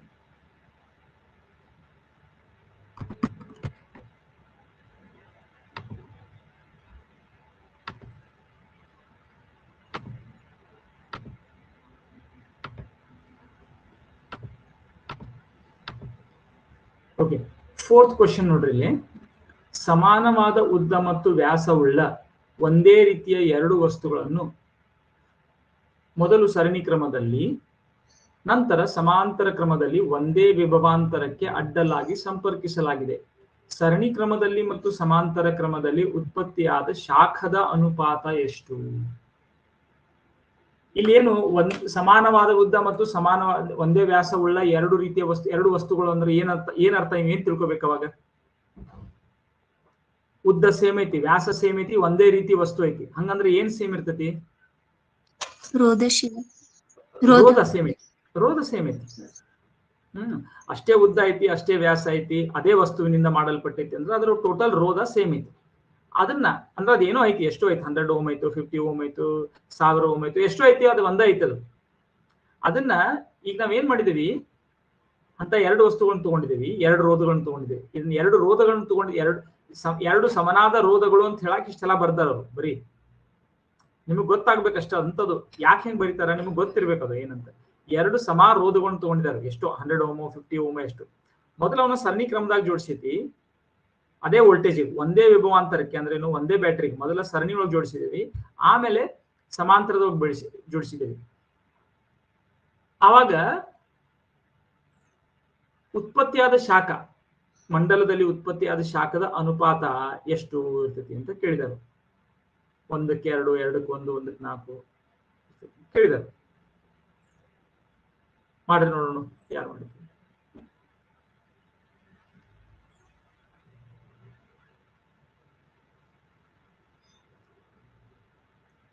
ನೀವೊಂದು ಉದಾಹರಣೆ ತಗೊಂಡು ಮಾಡ್ಬೋದು ಇದನ್ನ. ಯಾವ್ದಾರ ನಿಮಗೆ ಗೊತ್ತಾಗ್ಲಿಲ್ಲ ಅಂದ್ರೆ ಏನ್ ತಗೊಂಡ್ಬಿಡೋದು, 1 Ω 1 Ω ತಗೊಂಡ್ಬಿಡ್ರಿ. ಡಿ. ಸೊ ಡಿ ಅನ್ನಕತಿ ಅಂದ್ರೆ ಏನು, ಸರಣಿ ಕ್ರಮದೊಳಗ ಬಹಳ ಶಾಖ ಉತ್ಪತ್ತಿ ಆಗೈತಿ, ಸಮಾಂತರ ಜೋಡಣೆ ಒಳಗ ಕಡಿಮೆ ಶಾಖ ಉತ್ಪತ್ತಿ ಆಗೈತಿ ಅಂತ ನೀ ಅನ್ನಕತ್ತಿ. ನೋಡ್ರಿ ಅನುಪಾತ ಹೆಂಗೈತೆ ಅಲ್ಲಿ, ಸರಣಿ ಕ್ರಮ ಮತ್ತು ಸಮಾಂತರ ಕ್ರಮ, ಆ ಆರ್ಡರ್ ಇಂಪಾರ್ಟೆಂಟ್. ಅದು ಸರಣಿ ಸಮಾಂತರ ಒಳಗೆ 4ಕ್ಕೆ 1 ಅನ್ನತಿ ಅಂದ್ರೆ ಸರಣಿ ಒಳಗೆ 4 ಉತ್ಪತ್ತಿ ಆದ್ರೆ ಸಮಾಂತರದಾಗ 1 ಅಂದ್ರೆ ಹೆಚ್ಚಿಗೆ ಶಾಖ ಸರಣಿ ಒಳಗೆ ಉತ್ಪತ್ತಿ ಆಗೈತಿ ನಿನ್ನ ಪ್ರಕಾರ. ಸಮಾಂತರ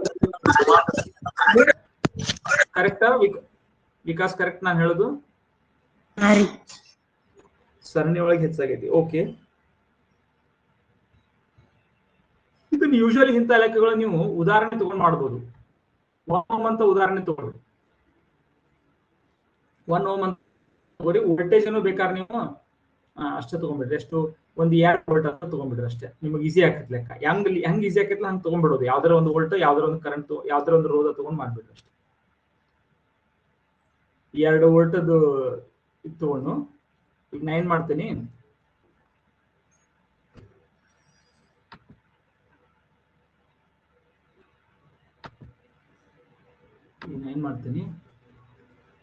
ಒಂದನೇ ಸರ್ಕಿಟ್ ಹೆಂಗೈತಿ ನಂದು, ಹೆಂಗೈತಿ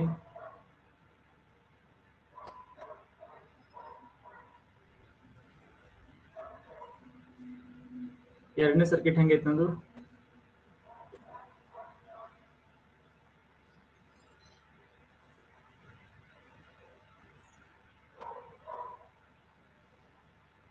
ನಾನು ಮಾಡ್ತೀನಿ 1 Ω ತಗೊಂಡ್ಬಿಡ್ತೇನೆ ನೋಡ್ರಿ. ಇದನ್ನು 1 Ω,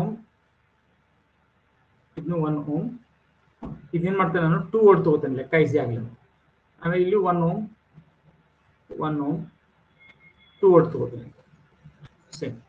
ಸೊ ಮೊದಲನೇದ್ರೊಳಗೆ ಎಷ್ಟಾಯ್ತು ನೋಡ್ರಿ, ಕರೆಂಟ್ ಎಷ್ಟಾಯ್ತು ಮೊದಲನೇದ್ರೊಳಗ 1 + 1 2 Ω ಟೋಟಲ್ 2 ವೋಲ್ಟ್ ಕರೆಕ್ಟ್. ಮೊದಲನೇದ್ರೊಳಗೆ ಏನಾಯ್ತು, ಒಂದನೇದ್ರೊಳಗೆ ಸರಣಿ ಜೋಡಣೆ ಒಳಗೆ ಎಷ್ಟಾಯ್ತು 1 ಆಂಪಿಯರ್ ಕರೆಂಟ್ ಆಯ್ತು. 1 ಆಂಪಿಯರ್ ಕರೆಂಟ್ ಆಯ್ತು. ಹೀಟ್ ಎಷ್ಟಾಯ್ತು, heat equal to H equal to I² into R into T. I² into R into T. T ಅಂತೂ ಸೇಮ್ ಐತಿ ಇಲ್ಲಿ, ಎರಡು ಕಡೆ ಅಷ್ಟೊತ್ತಿಗೆ ಹರಿದೈತಿ. ಈಗ ಟಿ ಬಿಟ್ಟು ಬಿಡ್ರಿ, ಟಿ 1 ಸೆಕೆಂಡ್ ವರೆಗೆ ಹರಿದೈತಿ. ಸೊ 1 into 1 ಸೆಕೆಂಡ್ ಅಂತ ತಗೊಂಡು ಸೇಮ್ ಟೈಮ್. ಸೊ ಎಷ್ಟಾಯ್ತು ಅವಾಗ, I² RT ಎಷ್ಟಾಯ್ತು, 1 ರ ವರ್ಗ 1, R ಎಷ್ಟೈತಿ 2 ಆಯ್ತು, R ಎಷ್ಟೇ 2 ಐತಿ, I² R into T. So 2 joules. 1 second 2. ಈಗ ಎರಡನೇದ್ರೊಳಗೆ ನೋಡೋಣ. ಎರಡನೇದ್ರೊಳಗೆ ಎಷ್ಟೈತಿ ಕರೆಂಟ್, ಎಷ್ಟು ಕರೆಂಟ್ ಎಷ್ಟಾಕೈತಿ ನೋಡೋಣ ಇಲ್ಲಿ. ಇದು ಪ್ಯಾರಲಲ್ದೊಳಗೆ ಇಲ್ಲಿ ರೋಧ ಎಷ್ಟಾಯ್ತು ನೋಡ್ರಿ. ಇಲ್ಲಿ ರೋಧ ಎಷ್ಟಾಯ್ತು 1 ಆಂಪಿಯರ್ ಪ್ಯಾರಲಲ್ ಒಳಗೆ ಇರೋದ್ರಿಂದ 0.5 ಆಯ್ತು.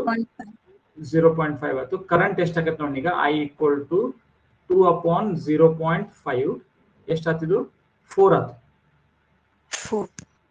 4 ಆಂಪಿಯರ್ಸ್. ಸೊ 4 ಆಂಪಿಯರ್ಸ್ ಆದ ಕೂಡಲೇ ಏನಾಯ್ತು ನಮಗೆ I² RT H equal to ನೋಡಿ ಕರೆಂಟ್ ಹೆಚ್ಚಾತಿಲ್ಲ. ಯಾಕ, ಸಮಾಂತರ ಜೋಡಣೆ ಒಳಗೆ ಏನಾಯ್ತು, ರೋಧ ಟೋಟಲ್ ಕಡಿಮೆ ಆಯ್ತು. ರೋಧ ಕಡಿಮೆ ಆದ್ಮೇಲೆ ಕರೆಂಟ್ ಹೆಚ್ಚಿಗೆ ಆಯ್ತು. ಸೊ ಈಗ ನಮಗೆ I² into R into T. T ಅಂತೂ 1 ಸೆಕೆಂಡ್ ಅಂತ ತಗೊಂಡ್ವಿ. ಸೊ 16 ಗುಣಾಕಾರ ಇಲ್ಲ, ರೋ ಎಷ್ಟೈತಿ, ಆರ್ ರೋಧ ಎಷ್ಟೈತಿ ಇಲ್ಲಿ, ರೋಧ ಇಲ್ಲಿ 0.5 into 1 ಆಯ್ತು.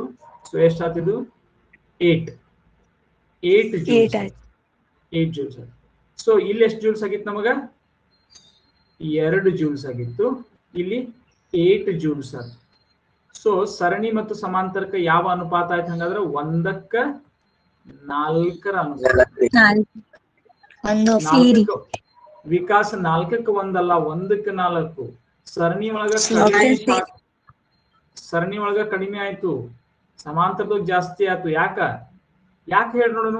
ನೀವು ನಾರ್ಮಲಿ ನೀವು ಅನ್ಕೋಬಹುದು, ನೀವು ನೋಡೇ ಹೇಳ್ಬೋದಾಗಿತ್ತು ಸಮಾಂತರದೊಳಗೆ ಜಾಸ್ತಿ ಆಕೈತೆ ಅಂತ. ನೋಡ್ರಿ ನಾನು ಒಂದೇ ರೋಧವನ್ನು ಕನೆಕ್ಟ್ ಮಾಡತ್ತೇನೆ ಪ್ಯಾರಲಲ್ದೊಳಗ, ಅಂದ್ರೆ ಅವು ಎರಡು ಅಷ್ಟಷ್ಟು ಜಗ್ತಾವ ನೋಡ್ರಿ. ಬಲ್ಬ್ಗಳು ಹೆಚ್ಚಿಗೆ ಮನಿ ಒಳಗ ಹೆಂಗ್ ಹೇಳಿದ್ನಿ, ಮನಿ ಒಳಗಿನ ಜೋಡಣೆ ಹೆಂಗಿರ್ತೈತಿ, ಪ್ಯಾರಲಲ್ ಆಗಿರ್ತೈತಿ. ಪ್ಯಾರಲಲ್ ನೀವು ಹೆಚ್ಚಿಗೆ ಬಲ್ಬ್ಗಳನ್ನ ಕನೆಕ್ಟ್ ಮಾಡ್ಕೊಂತ ಹೋದ್ರದಕ್ಕ ಹೆಚ್ಚಿನ ಕರೆಂಟ್ ಅನ್ನ ನೀವು ಜಿಗಾಕತ್ರಿ. ಬಿಲ್ ಹೆಚ್ಚಿಗೆ ಕೊಡ್ಬೇಕು ಕಡಿಮೆ ಕೊಡ್ಬೇಕು?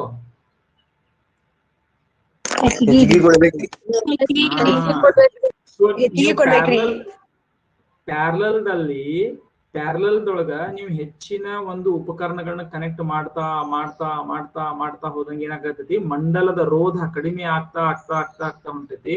ಅಂದ್ರ ಅರ್ಥ ನೀವು ಹೆಚ್ಚಿನ ವಿದ್ಯುತ್ ಶಕ್ತಿಯನ್ನ ಜಗ್ಗಾಕತ್ತಿದ್ದೀರಿ. ಯಾಕಂದ್ರೆ ಮೊದಲಿನ ಬಲ್ಬ್ಗಳಿಗೂ ಎಷ್ಟು ಜಗಾತಿದ್ದವು ಅಷ್ಟು ಜಗಾತಿದ್ದವು ಪ್ಯಾರಲಲ್ದೊಳಗ. ಈಗ ಮೊದಲು ಈಗ ನೋಡ್ರಿ ಪ್ಯಾರಲಲ್ದೊಳಗೆ ಹೆಂಗಾಕೈತಿ, ಈ ಕಡೆ ನೋಡ್ರಿ ಚಿತ್ರ ನೋಡ್ರಿ, ನಾ ತೆಗಿತೀನಿ. ಪ್ಯಾರಲಲ್ದೊಳಗೆ ಏನಾಗ್ತೈತಿ, ಈಗ ಇದು ಐತಿ ನಿಮ್ದು ವೋಲ್ಟೇಜ್ ಸೋರ್ಸ್ ಐತಿ. ಪ್ಯಾರಲಲ್ದೊಳಗೆ ನೀವು ಮೊದಲು ಈಗ ಒಂದೇನೋ ಬಲ್ಬ್ ಕನೆಕ್ಟ್ ಮಾಡಿದೆ, ಆಮೇಲೆ ಇನ್ನೊಂದು ಇಲ್ಲಿ ಮತ್ತೊಂದು ಕನೆಕ್ಟ್ ಮಾಡಿ. ಈಗ ನೀವು ಬಂದ್ರೆ ನಿಮ್ದೊಂದು ರೂಮ್ ಬಂತು, ನಿಮ್ದೊಂದು ಫ್ಯಾನ್ ಕನೆಕ್ಟ್ ಮಾಡ್ರಿ ಇಲ್ಲಿ. ಮತ್ತೆ ಇನ್ನೊಬ್ಬ ನಿಮ್ಮ ತಂಗಿ ಬಂದ್ಲು, ಅಕ್ಕಿನೂ ಏನ್ ಮಾಡಿದ್ಲು, ಮತ್ತೊಂದೇನೋ ಒಂದು ಸಾಮಾನು ಕನೆಕ್ಟ್ ಮಾಡಿದ್ರು. ಹಿಂಗ ಮಾಡ್ಕೊಂತ ಹೋದಾಗ ಈ ನೋಡ್ರಿ ಇದು ಎಷ್ಟು ವೋಲ್ಟೇಜ್ ಇತ್ತಲ್ಲ, ಇದು ವೋಲ್ಟೇಜ್. ಈ ವೋಲ್ಟೇಜ್ ಪ್ರತಿಯೊಂದಕ್ಕೂ ಇತ್ತು. ಈ ಪ್ರತಿಯೊಂದಕ್ಕೂ ಸೇಮ್ ವೋಲ್ಟೇಜ್ ಸಿಗಾಕತ್ತೈತಿ. ಇವು ಎಷ್ಟೆಷ್ಟು ಕರೆಂಟ್ ಅನ್ನ ಜಗಾಕತ್ತಿದ್ದಿಲ್ಲ, ಅವು ಜಗತಾವು. ಅದ್ರ ಜೊತೆಗೆ ಮತ್ತೇನ್ ಮಾಡಕತ್ತೀರಿ, ನೀವು ಒಂದು ಹೊಸ ಜಿಗಾಕತ್ರಿ, ಮತ್ತೊಂದು ಹೊಸ ಜಿಗಾಕತ್ರಿ. ಸೊ ಟೋಟಲ್ ಕರೆಂಟ್ ಎಷ್ಟಾಯ್ತು, I1 + I2 + I3 + I4 ಹೌದಲ್ಲ. ಈ ಕರೆಂಟ್ ಹೆಚ್ಚಾಗೈತಿ ನೋಡ್ರಿ.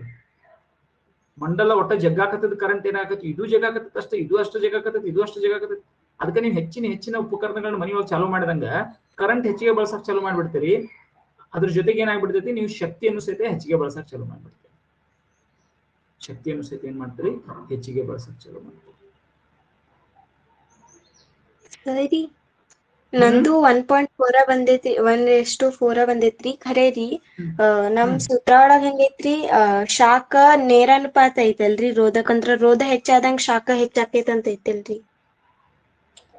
ರೋಧ ಹೆಚ್ಚಾದಂಗ, ಬಟ್ ಕರೆಂಟ್ ಬಗ್ಗೆ ನೀನು ವಿಚಾರ ಮಾಡಿಲ್ಲಲ್ಲ. ಕರೆಕ್ಟ್ ನೀನ್ ಹೇಳಾಕ್ತಿದ್ದು I² ಐತಲ್ಲ, ಬಟ್ ರೋಧ ಹೆಚ್ಚಾದಂಗ ಕರೆಂಟ್ ಕಡಿಮೆ ಆಗ್ತೈತಲ್ಲ, ಅದು ಗೊತ್ತಿರ್ಬೇಕಲ್ಲ.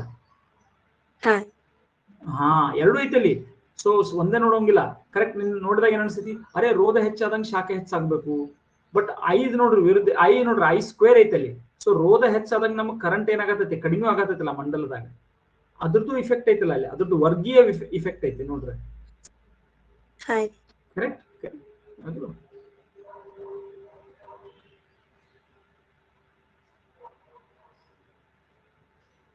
ಕರೆಕ್ಟ್. Yes, sir.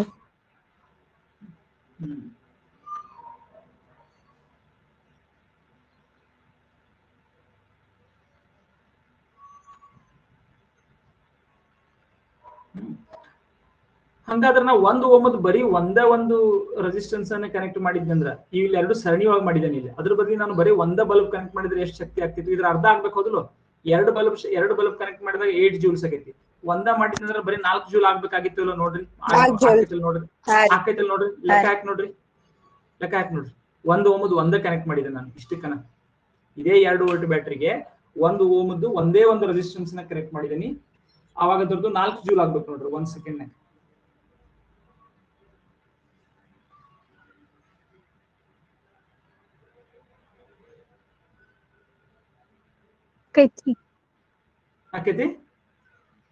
ಆಕೈತ್ರಿ ಸರ್. ಆಕೈತ್ರಿ. ಈಗ ಮೂರನ್ನ ಸಮಾಂತರವಾಗಿ ಕನೆಕ್ಟ್ ಮಾಡ್ರಿ. ಅವಾಗ 4 3 12 ಜೂಲ್ಸ್ ಆಗ್ಬೇಕು ನೋಡ್ರಿ. ಸಮಾಂತರವಾಗಿ 3 ಕನೆಕ್ಟ್ ಮಾಡ್ರಿ. ಒಂದೊಂದು 3 ಕನೆಕ್ಟ್ ಮಾಡ್ರಿ.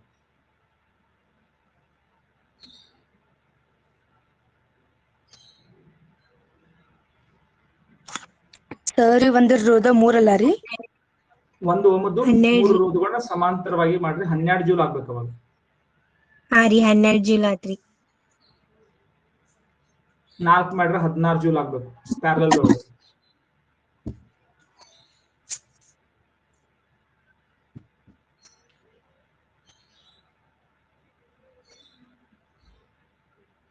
ಕರೆಕ್ಟ್. ಹೌದ್ರಿ. ಈಗ ಹಿಂಗ ಆಗ್ತೈತೆ ಮನಿಯೊಳಗನು ಸಹಿತ.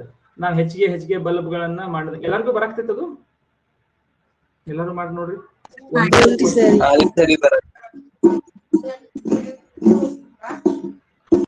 ಹಾ ರೀ ಬರತೈತ್ರಿ. Good good good. ನೀವು ಬಹಳ ಈಗ ಚಲೋ ಎಲೆಕ್ಟ್ರಿಸಿಟಿನ ಚಲೋ ಅರ್ಥ ಮಾಡ್ಕೊಳಕತ್ತೀರಿ ಹಂಗಾದ್ರೆ. ಇದರಿಂದ ನಾವು ಈಗಿನ ಮೇಲೆ ಮುಂದಿನ ಲೆಕ್ಕಗಳನ್ನು ಮಾಡ್ಬೋದು. ಸೊ ಈಗ ಯಾವುದೇ ಒಂದು ಉಪಕರಣ ತಗೊಂಡ್ರಿ ಅಂತ ನೀವು ಬಲ್ಬ್ ತಗೊಳ್ರಿ, ಏನೇ ತಗೊಳ್ರಿ, ಅದ್ರ ಮೇಲೆ ವ್ಯಾಟ್ ಅಂತ ಬರ್ದಿರ್ತಾರೆ ನೋಡಿದ್ರಿ, ಡಬ್ಲ್ಯೂ ಅಂತ ಒಂದು ಯೂನಿಟ್ ಅನ್ನು ಬರ್ದಿರ್ತಾರೆ ನೋಡಿರಿ.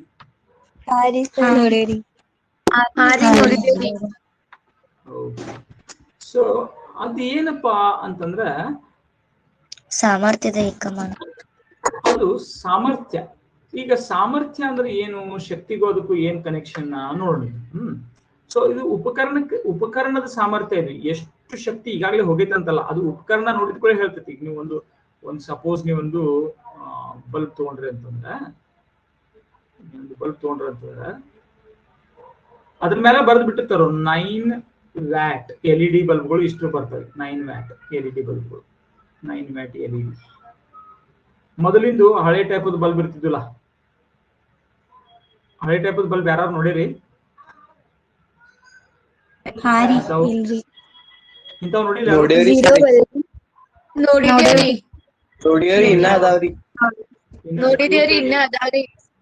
ಇವಕ್ಕ 40 ವ್ಯಾಟ್ ಅಥವಾ 60 ವ್ಯಾಟ್ ಅಂತ ಬರ್ದಿರ್ತಾರೆ ನೋಡಿದಿರಿ. ಇದ್ರ ಮೇಲೆ ಬರ್ದಿರ್ತಾರೆ. ಯಾರು ಇದ್ರ ತೆಗೆದು ನೋಡ್ರಿ, LED ಬಲ್ಬ್ಗಳು ತೆಗೆದು ನೋಡ್ರಿ, 9 ವ್ಯಾಟ್ ಅಂತ ಬರ್ದಿರ್ತಾರೆ. 9 ವ್ಯಾಟ್ ಅಂತ. ನೀವು ಝೀರೋ ಬಲ್ಬ್ ಅಂತ ತಗೊಂಡ್ಬರ್ತಾರಲ್ಲ, ಝೀರೋ ಬಲ್ಬ್ ಅಂತ ತಗೊಂಡ್ ಬಂದ್ರೆ ಅದ್ರ ಮೇಲೆ 10 ವ್ಯಾಟ್ ಅಂತ ಬರ್ದಿರ್ತಾರೆ. ಝೀರೋ ಇರುದಿಲ್ಲ, ಅದು 10 ವ್ಯಾಟ್ ಇರ್ತದೆ. ಹಂಗ ನೀವು ಇದನ್ನ ತಗೊಳ್ರಿ, ಗೀಸರ್ ತಗೊಳ್ರಿ.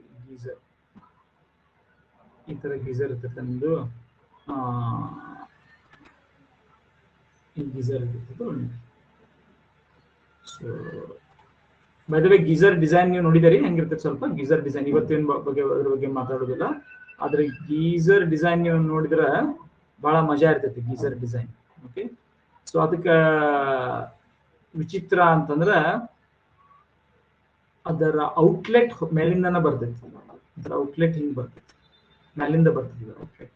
ಯಾಕೆ ಹಂಗ್ ಬರ್ತದೆ? ಕೆಳಗಿಂದ ಬರೋದಿಲ್ಲ. ಟ್ಯಾಂಕ್ ಒಳಗೆ ಹೆಂಗಿರ್ತದೆ ಯಾವತ್ತು ಔಟ್ಲೆಟ್ ಕೆಳಗಿಂದ ಇರ್ತೈತಿ. ಗೀಸರ್ದ ಔಟ್ಲೆಟ್ ಎಲ್ಲಿಂದ ಇರ್ತೈತಿ? ಮ್ಯಾಗಿಂದ ಇರ್ತೈತಿ.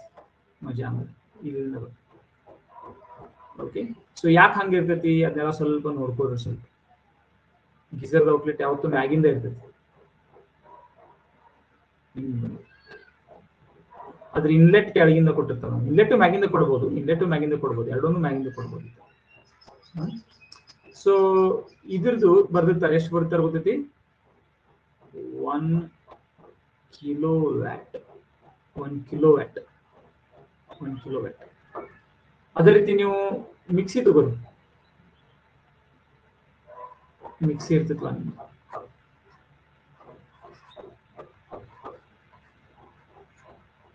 ಮಿಕ್ಸಿ ಇತ್ತಂದ್ರ ಇದಕ್ಕೆ ಎಷ್ಟು ಬರುತ್ತೆ ನೋಡಿರಿ ಯಾರಾದ್ರೂ? ನಿಮ್ದು ಎಷ್ಟು ಇರ್ತೈತಿ ಮಿಕ್ಸಿದು? ಚಲೋ ಮಿಕ್ಸಿ ಇತ್ತಂದ್ರ 600 ವ್ಯಾಟ್ ಇರ್ತೈತಿ. ಹಳೆ ಟೈಪದ ಮಿಕ್ಸಿ ಇತ್ತಂದ್ರೆ ಅವು 800 ವ್ಯಾಟ 900 ವ್ಯಾಟ ಇರ್ತವೆ. ಸ್ವಲ್ಪ ಸೈಲೆಂಟ್ ಮಿಕ್ಸಿ ಇತ್ತಂದ್ರೆ 600 ವ್ಯಾಟ್ ಇರ್ತದೆ. ಈಗ ನೀವೇನ್ ಮಾಡ್ಬೇಕು? ಒಂದು ಹೋಮ್ವರ್ಕ್ ಅಂದ್ರೆ ಮನಿ ಒಳಗಿನ ಎಲ್ಲಾ ಬೇರೆ ಬೇರೆ ಬೇರೆ ಬೇರೆ ಉಪಕರಣ ತಗೊಂಡು ಅದ್ರದ್ದು ವ್ಯಾಟೇಜ್ ಎಷ್ಟು ಇರ್ತೈತಿ ಒಮ್ಮೆ ಪಟ್ಟಿ ಮಾಡ್ಕೊಂಡ್ರಲ್ಲ. ಮಿಕ್ಸರ್ದು, ಗೀಸರ್ದು, ಇತರದ್ದು, ಮೋಟರ್ದು, ಬೇರೆ ಬೇರೆದ್ರದ್ದು ಎಲ್ಲದ್ರದ್ದು. AC ಇತ್ತು, ಎಷ್ಟಿರ್ತೈತಿ ಗೊತ್ತೈತಿ?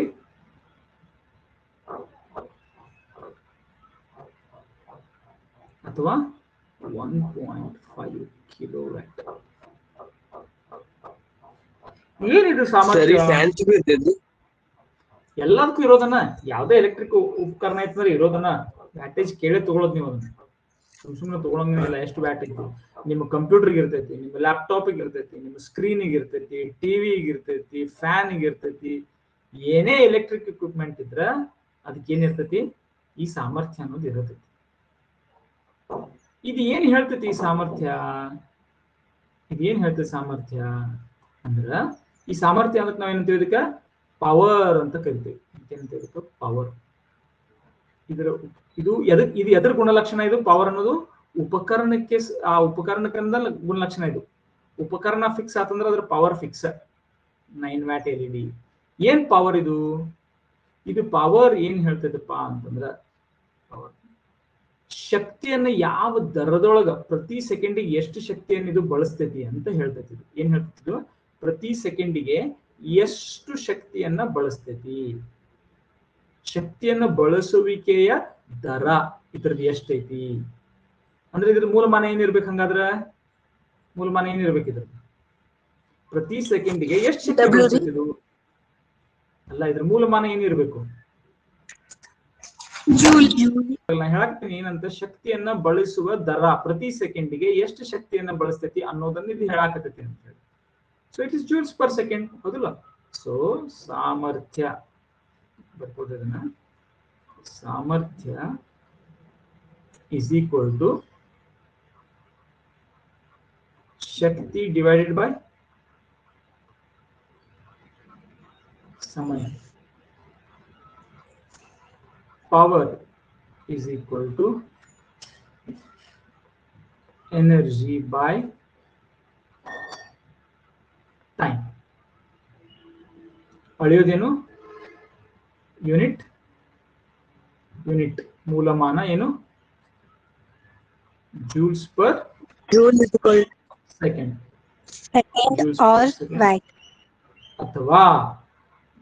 ಅಥವಾ ಇದಕ್ಕೆ ಹೆಸರೇನು ಕೊಟ್ಟಿದ್ದಾರೆ? ವ್ಯಾಟ್. ವ್ಯಾಟ್ ಅನ್ನೋದು ವಿಜ್ಞಾನಿಯ ಹೆಸರಿನ ಮೇಲಿಂದ ಅದಕ್ಕೆ ವ್ಯಾಟ್ ಅಂತ ಹೆಸರು ಕೊಟ್ಟಿದ್ದಾರೆ. ಹೆಂಗ ನಾವು ಕೂಲಮ್ಸ್ ಪರ್ ಸೆಕೆಂಡ್ಗೆ ಆಂಪಿಯರ್ ಅಂತ ಕರೆದೇವಿ, ಅದೇ ರೀತಿ ಜೂಲ್ಸ್ ಪರ್ ಸೆಕೆಂಡ್ಗೆ ವ್ಯಾಟ್ ಅಂತ ಕರೆದೇವಿ. ಇದನ್ನ ಡಬ್ಲ್ಯೂ ಸಿಂಬಲ್ ನಿಂದ ಸೂಚಿಸ್ತೇವೆ. ಡಬ್ಲ್ಯೂ ಇದು ಯೂನಿಟ್ ಸಿಂಬಲ್, ಇದು ನೆನಪಿರಲಿ, ಯೂನಿಟ್ ಸಿಂಬಲ್ ಇದು. ಹೆಂಗೆ ಜೆ ಐತಲ್ಲ ಹಂಗಿದು. ಪವರ್ ಸಿಂಬಲ್ ಅಲ್ಲ, ಇದು ಪವರಿನ ಯೂನಿಟ್ಟಿನ ಸಿಂಬಲ್. ಸೊ ನೆನಪಿರ್ಲಿ, ಪವರ್ ಅನ್ನ ಅಳೆಯೋ ಮೂಲಮಾನ ಯಾವುದು? ವ್ಯಾಟ್, ಅಥವಾ ಅದನ್ನ ಸಿಂಬಲ್ ಡಬ್ಲ್ಯೂ, ಅಥವಾ ಅದನ್ನ ಜೂಲ್ಸ್, ಅದರ ಆಕ್ಚುಯಲ್ ಅರ್ಥ ಜೂಲ್ಸ್ ಪರ್ ಸೆಕೆಂಡ್. ಪ್ರತಿ ಸೆಕೆಂಡ್ಗೆ ಎಷ್ಟು ಜೂಲ್ಗಳ ಶಕ್ತಿ ಅನ್ನೋದು ಬಳಸ್ತೈತಿ ಅಂತ ಅರ್ಥ. ಸೊ ಉಪಕರಣಗಳನ್ನ ತಗೊಂಡ್ಬೇಕಾದ್ರೆ ಅದರ ಪವರ್ ಕಡಿಮೆ ಇರಬೇಕು ಏನು ಹೆಚ್ಚಿರ್ಬೇಕು?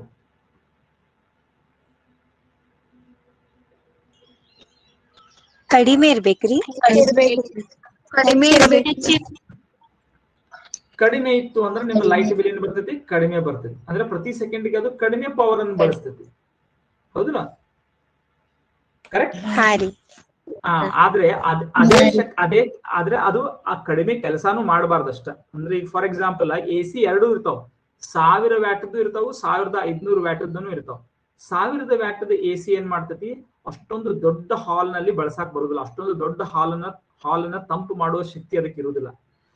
ಹಾಲಿನ ಸೈಜ್ ಪ್ರಕಾರ ನಿಮ್ಗೆ ಕೇಳ್ತಾರ, ನೀವು AC ಅಂಗಡಿಗೆ ಹೋದ್ರೆ ನಿಮಗೆ ಏರ್ ಕಂಡೀಷನ್ ತಗೋಬೇಕು.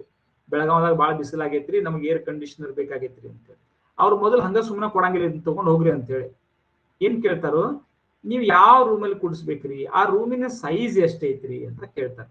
10x10 ಐತೋ ಅಥವಾ 20x15 ಐತೋ? ಆ ಪ್ರಕಾರ ನಿಮ್ಗೆ ಸಣ್ಣ ರೂಮ್ ಇತ್ತು ಅಂದ್ರೆ 1000 ವ್ಯಾಟದ್ ಕೊಡ್ತಾವ. ದೊಡ್ಡ ಹಾಲ್ ನ್ಯಾಗ ಕುಂಡ್ಸವ್ರಿದ್ರೆ 1500 ವ್ಯಾಟದ್ ಕೊಡ್ತಾವ. ಆ ಫ್ಯಾನದ ವ್ಯಾಟ ನಿಮ್ ಮನ್ಯಾಗಿನ ಫ್ಯಾನದ ವ್ಯಾಟಿಗೆ ಒಂದೇ ಇರಂಗಿಲ್ಲ. ನಿಮ್ ಮನ್ಯಾಗಿನ ಫ್ಯಾನದ ಎಷ್ಟು ಇರ್ತೈತಿ ವ್ಯಾಟೇಜ್? ಒಂದ್ 40 ವ್ಯಾಟ್ ಇರ್ತೈತಿ. ಆ ಫ್ಯಾನ್ಗಳದ್ದು 400 ವ್ಯಾಟ್ ಇರ್ತೈತಿ, ಹೌದಿಲ್ಲ? ಸೊ ವ್ಯಾಟೇಜ್ ಹೆಚ್ಚಾದಂಗೆ ಇದಕ್ಕಿಂತ ನಾವು ಸಾಮರ್ಥ್ಯ, ಉಪಕರಣದ ಸಾಮರ್ಥ್ಯ, ಅದು ಬಹಳ ದೊಡ್ಡ ಸಾಮರ್ಥ್ಯ ಐತೆ ಅದಕ್ಕೆ. ಆ ಫ್ಯಾನಿಗೆ ಸಾಮರ್ಥ್ಯ ಹೆಚ್ಚಾದಂಗೆ ಏನಾಗ್ತೈತಿ? ಅದು ಕೆಲಸ ಹೆಚ್ಚಿಗೆ ಮಾಡ್ತೈತಿ, ಆದ್ರೆ ಅದ್ರ ತಕ್ಕಂಗೆ ಏನ್ ಊಟನೂ ಹೆಚ್ಚಿಗೆ ಮಾಡ್ತೈತಿ. ಅರ್ಥ ಆಯ್ತು?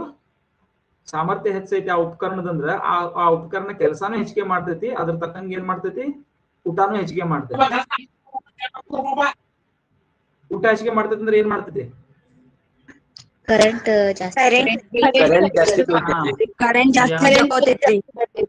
ಜಾಸ್ತಿ ಜಗೋತೈತಿ, ಅದು ಜಾಸ್ತಿ ಶಕ್ತಿಯನ್ನು ಬಳಸ್ತೈತಿ, ಅದು.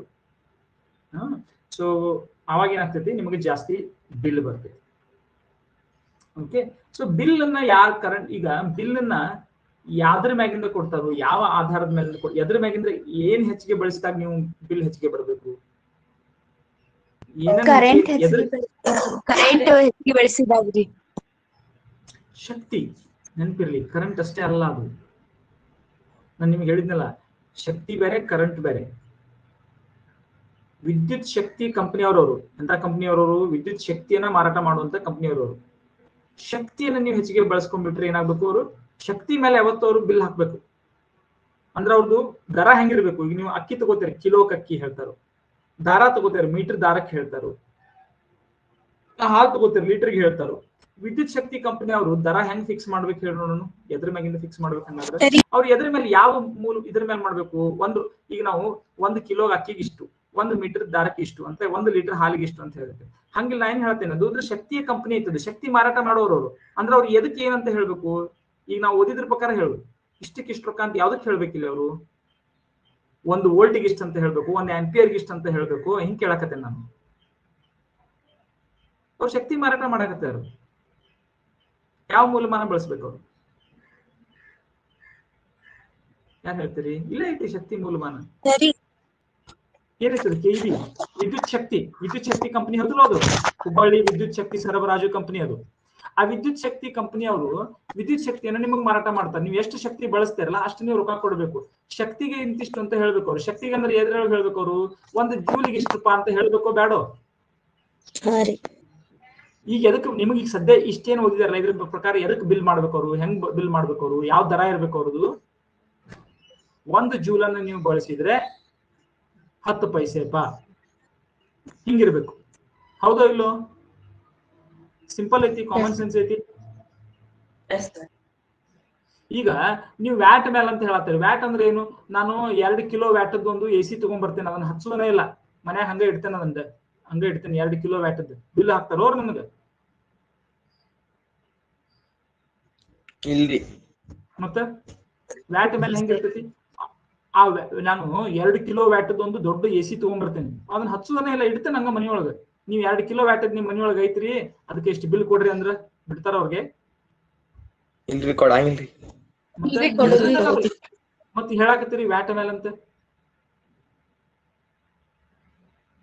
ಎದ್ರ ಮೇಲೆ ಏನ್ ಬಳಸಿದ್ರ ಮೇಲೆ ಅವ್ರ ಬಿಲ್ ಹಾಕ್ಬೇಕು ನಿಮಗೆ?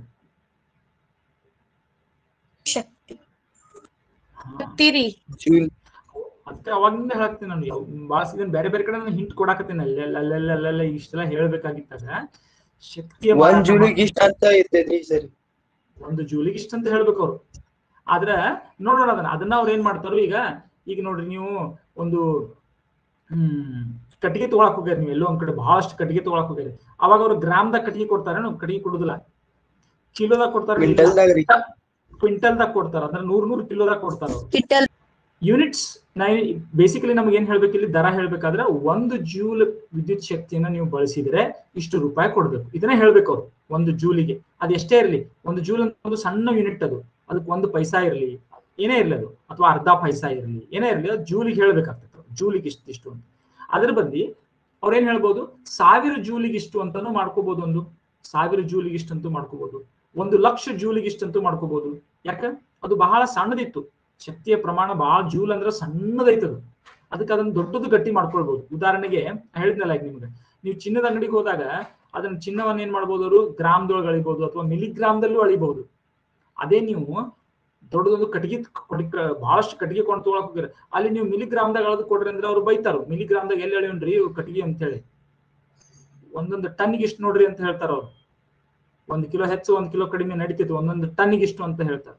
ಹಂಗ ಇಲ್ಲಿ ಅವರು ಜೂಲ್ಗಳನ್ನು ಬಹಳಷ್ಟು ಮಾಡ್ಕೊಂಡು ಒಂದು ದೊಡ್ಡದೊಂದು ಏನ್ ಮಾಡ್ಕೋಬಹುದು? ಅವರು ಹೊಸ ಯೂನಿಟ್ ಅನ್ನು ತಯಾರು ಮಾಡ್ಕೊಳ್ಬಹುದು. ಹೊಸ ಒಂದು ತಮ್ಮದೇ ಆದಂತಹ ಕಮರ್ಷಿಯಲ್ ಯೂನಿಟ್, ವಾಣಿಜ್ಯ ಮಾನವನ್ನ ತಯಾರು ಮಾಡ್ಕೋಬಹುದು. ಕ್ವಿಂಟಲ್ ಇದೊಂದು ವಾಣಿಜ್ಯ ಮಾನ. ಅದು ವಾಣಿಜ್ಯ ಅಂದ್ರೇನು? ಕಾಮರ್ಸ್ ನಲ್ಲಿ ಯೂಸ್ ಮಾಡುವಂತದ್ದು, ವ್ಯಾಪಾರಕ್ಕೆ ಈಸಿ ಆಗುವಂತಹದ್ದು. ಹೌದಲ್ಲ? ವ್ಯಾಪಾರಕ್ಕೆ ಯೂಸಿ ಆಗುವಂತಹದ್ದು ಒಂದು ಮೂಲಮಾನವನ್ನು ತಯಾರು ಮಾಡ್ಕೋಬಹುದು. ಅದು ವ್ಯಾಪಾರದ ಮಾನಕ್ಕೆ ನಾವು ಯೂನಿಟ್ ಅಂತ ಕರಿತೇವೆ. ನೀವು ಯೂನಿಟ್ ಅಂತ ಇರ್ತಾರಲ್ಲ, ಅದೇನು? ವಿದ್ಯುತ್ತಿನ ಒಂದು ವ್ಯಾಪಾರದ ಮಾನ ಅದು. ಆದ್ರೆ ನಿಮ್ಗೆ ಏನ್ ಕ್ವಶನ್ ಬರ್ಬೇಕು ಈಗ? ಹಂಗಾದ್ರೆ ಏನ್ ಕ್ವಶನ್ ಬರ್ಬೇಕು ನಿಮ್ ಮನಸ್ಸಿನೊಳಗೆ? ಯಾವ ಪ್ರಶ್ನೆ ಹೇಳ್ಬೇಕು ಹಂಗಾದ್ರೆ? ನಾನು ಹೇಳಿದ್ನಿ, ಅವ್ರು ಹೇಳೋದು ವ್ಯಾಪಾರದ ಮಾನದೊಳಗೆ 1 ಯೂನಿಟ್ಗೆ 6 ರೂಪಾಯಿ ಅಂತ ಹೇಳಿ. ಆದ್ರೆ ಇಲ್ಲಿ ವಿಜ್ಞಾನದೊಳಗೆ ನಾ ಏನ್ ಹೇಳಕತ್ತೀನಿ? ಇಷ್ಟು ಜೂಲಿಗೆ ಅಂತ ಹೇಳ್ಬೇಕು ಅಂತ. ಅಂದ್ರೆ ಏನಾಗ್ಬೇಕು ಈಗ? ನಿಮ್ಗೆ ಏನ್ ಪ್ರಶ್ನೆ ಬರ್ಬೇಕು ಮನಸ್ಸಿನೊಳಗೆ? ಸರಿ, 1 ಯೂನಿಟ್ ಅಂದ್ರೆ ಎಷ್ಟು ಜೂಲ್ ರೀ? ಕರೆಕ್ಟ್. ಎಕ್ಸಲೆಂಟ್. ನೋಡ್ರಿ ಈಗ ಅರ್ಥ ಆಗಕತ್ ನಿಮ್ಗೆ. ಹಂಗಾದ್ರೆ ನಮಗೆ ಏನ್ ಮಾಡಕ್ ಬರ್ಬೇಕು, ಒಂದ್ ಯೂನಿಟ್ ಅಂದ್ರೆ ಎಷ್ಟು ಜೂಲು ಅಂತ ಹೇಳಕ್ ಬರ್ಬೇಕು. ಒಂದು ಯೂನಿಟ್ ಅನ್ನು ಜೂಲ್ ನಲ್ಲಿ ಪರಿವರ್ತನೆ ಮಾಡಕ್ ಬರ್ಬೇಕು.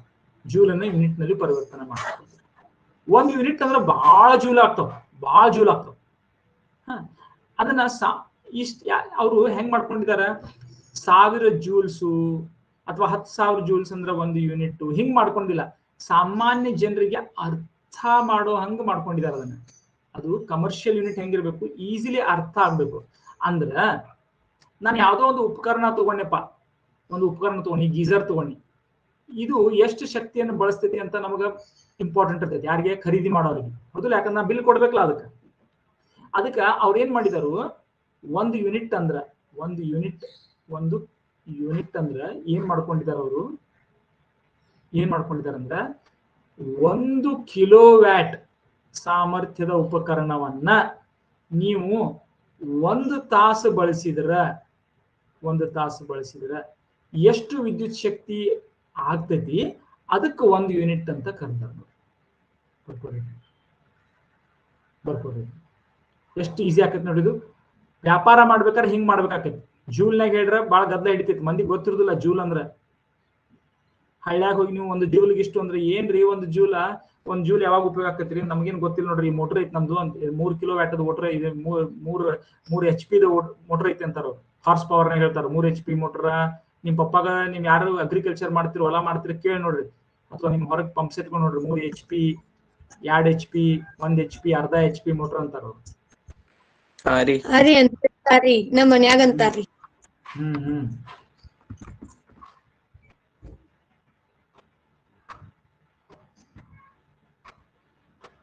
ಸರಿ, ಮತ್ರಿ ಅಲ್ಯಾಕ HP ಅಂತ ತಗೋತಾರಿ ಅವ್ರಿ?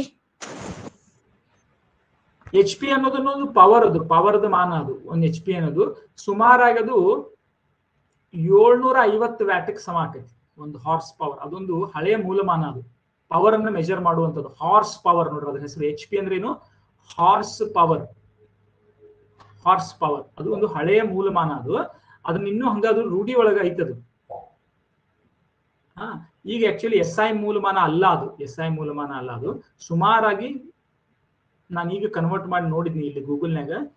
ಎಷ್ಟು ಬರಾಕತೈತಿ, 0.745 ಕಿಲೋವ್ಯಾಟ್ ಅಂತ ಬರತೈತಿ ಒಂದು ಹಾರ್ಸ್ ಪವರ್ ಅಂದ್ರೆ ಎಷ್ಟು, 745 ವ್ಯಾಟ್ ಅನ್ನಂಗ.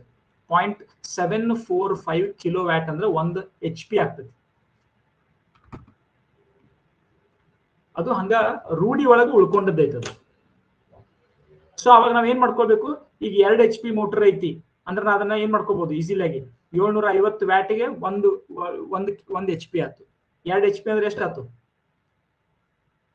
1500 ವ್ಯಾಟ್ ಅಂದ್ರೆ 1.5 1500 ವ್ಯಾಟ್ ಆಯ್ತು. ಒಂದು ಅಂದ್ರೆ 1.5 ಕಿಲೋ ವ್ಯಾಟ್ ಆಯ್ತು.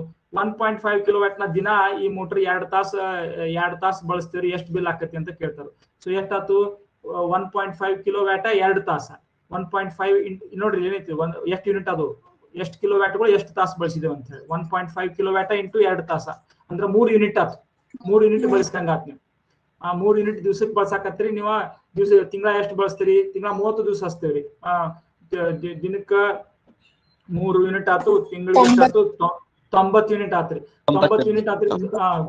ಲೈಟ್ ಬಿಲ್ ನವ್ರು ಏನ್ ಮಾಡ್ತಾರು, ಒಂದೊಂದು ಯೂನಿಟ್ಗ 5 ರೂಪಾಯಿ ಚಾರ್ಜ್ ಮಾಡ್ತಾರೆ. 90 ಯೂನಿಟ್ ಆದ್ರೆ ಎಷ್ಟಾಯ್ತು, 95 450.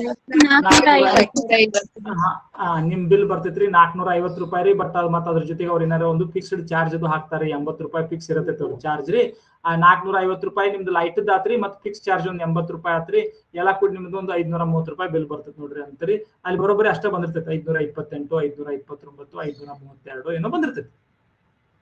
ಹಿಂಗ ನಿಮಗ ಯಾರ ಕೇಳ್ರಪ್ಪ, ಇಷ್ಟೆಲ್ಲಾ ವಿದ್ಯುತ್ ಶಕ್ತಿ ಕಲಿಯಾಕತ್ತೀರಿ ನೀವು, 10ನೇ ಬಂದಿರಪ್ಪ, SSLC ಆಗೈತಿ, ಹೇಳಿ ನಾನು 3 HP ಮೋಟರ್ ಐತಿ, ದಿನ 2 ತಾಸು ಬಳಸ್ತೇನ್ರಿ, ತಿಂಗಳಿಗೆ ನನಗೆ ಎಷ್ಟು ಬಿಲ್ ಬರ್ಬೇಕ್ರಿ, ಏನೋ ಬಿಲ್ ಬಾಳ ಬರಾತೈತ್ರಿ ನಮ್ದು ಅಂತಂದ್ರೆ ನಿಮ್ಗೆ ಹೋಗಿ ಲೆಕ್ಕ ಹಾಕಿ, ಹೌದ್ರಿ ಇಷ್ಟಿಷ್ಟು ಬರ್ಬೇಕ್ರಿ, ನಿಮ್ದು ಬರಾಕತೈತ್ರಿ 530 ರೂಪಾಯಿ ಬರ್ಬೇಕ್ರಿ, ನಿಮ್ದು 850 ರೂಪಾಯಿ ಬರಾತೈತ್ರಿ, ಹೆಚ್ಚು ಹಾಕತ್ತಾರ ನೋಡ್ರಿ. ಯಾರೋ ಬಂದು ವಿದ್ಯುತ್ ಏನೋ ಕಳ್ತನ ಮಾಡ್ಕೊಂಡು ಹೊಂಟಾರೇನೋ ರಾತ್ರಿ, ಯಾರು ಬಂದು ನಿಮ್ ಕನೆಕ್ಷನ್ ಯಾರು ಹಚ್ಚಾತಾರೇನೋ ನೋಡ್ರಿ ಅಂತ ಹೇಳಿ. ವ್ಯಾಟ್ಗಳನ್ನ ಕಿಲೋ ವ್ಯಾಟ್ಗಳನ್ನ ವಸ್ತುವಿನ ಮೇಲೆ ಬರ್ತಾರೆ. ಮೊದಲು ಏನ್ ಮಾಡ್ಕೋಬೇಕು, ಈಗ ಒಂದು ಹೋಮ್ವರ್ಕ್ ನಿಮ್ ಮನ್ಯಾಗಿದ್ದು ಎಲ್ಲಾ ಉಪಕರಣಗಳದ್ದು ಹಿಂದ ಮುಂದೆಲ್ಲ ನೋಡಿ, ಮಾನಿಟರ್ ಹಿಂದಿದ್ರೆ ಅದ್ರ ಹಿಂದಿರ್ತೈತಿ, ಎಲ್ಲರೂ ಇರ್ತೈತಿ, ಎಲ್ಲಾ ತರದ್ದು ಎಷ್ಟೆಷ್ಟು ವ್ಯಾಟ್ ಐತಿ ಅದನ್ನ ಬರ್ಕೊಳ್ರಿ. ಕಿಲೋವ್ಯಾಟ್ ಅಂದ್ರೆ ಏನಲ್ಲ 1000 ವ್ಯಾಟ್ ಅಷ್ಟೇ. 1.5 ಕಿಲೋವ್ಯಾಟ್ KW ಅಂತ ಬರೆದ್ರೆ 1500 ವ್ಯಾಟ್ ಅನ್ನಂಗ ಅಷ್ಟೇ. ಓಕೆ, ಸೊ ಇವನ್ನೆಲ್ಲ ಪಟ್ಟಿ ಮಾಡ್ಕೊಳ್ರಿ ಮೊದಲು. ಅದು ಉಪಕರಣದ ಸಾಮರ್ಥ್ಯ ಆಯ್ತು. ಅದ್ರ ಶಕ್ತಿ ಅಲ್ಲ ಅದು.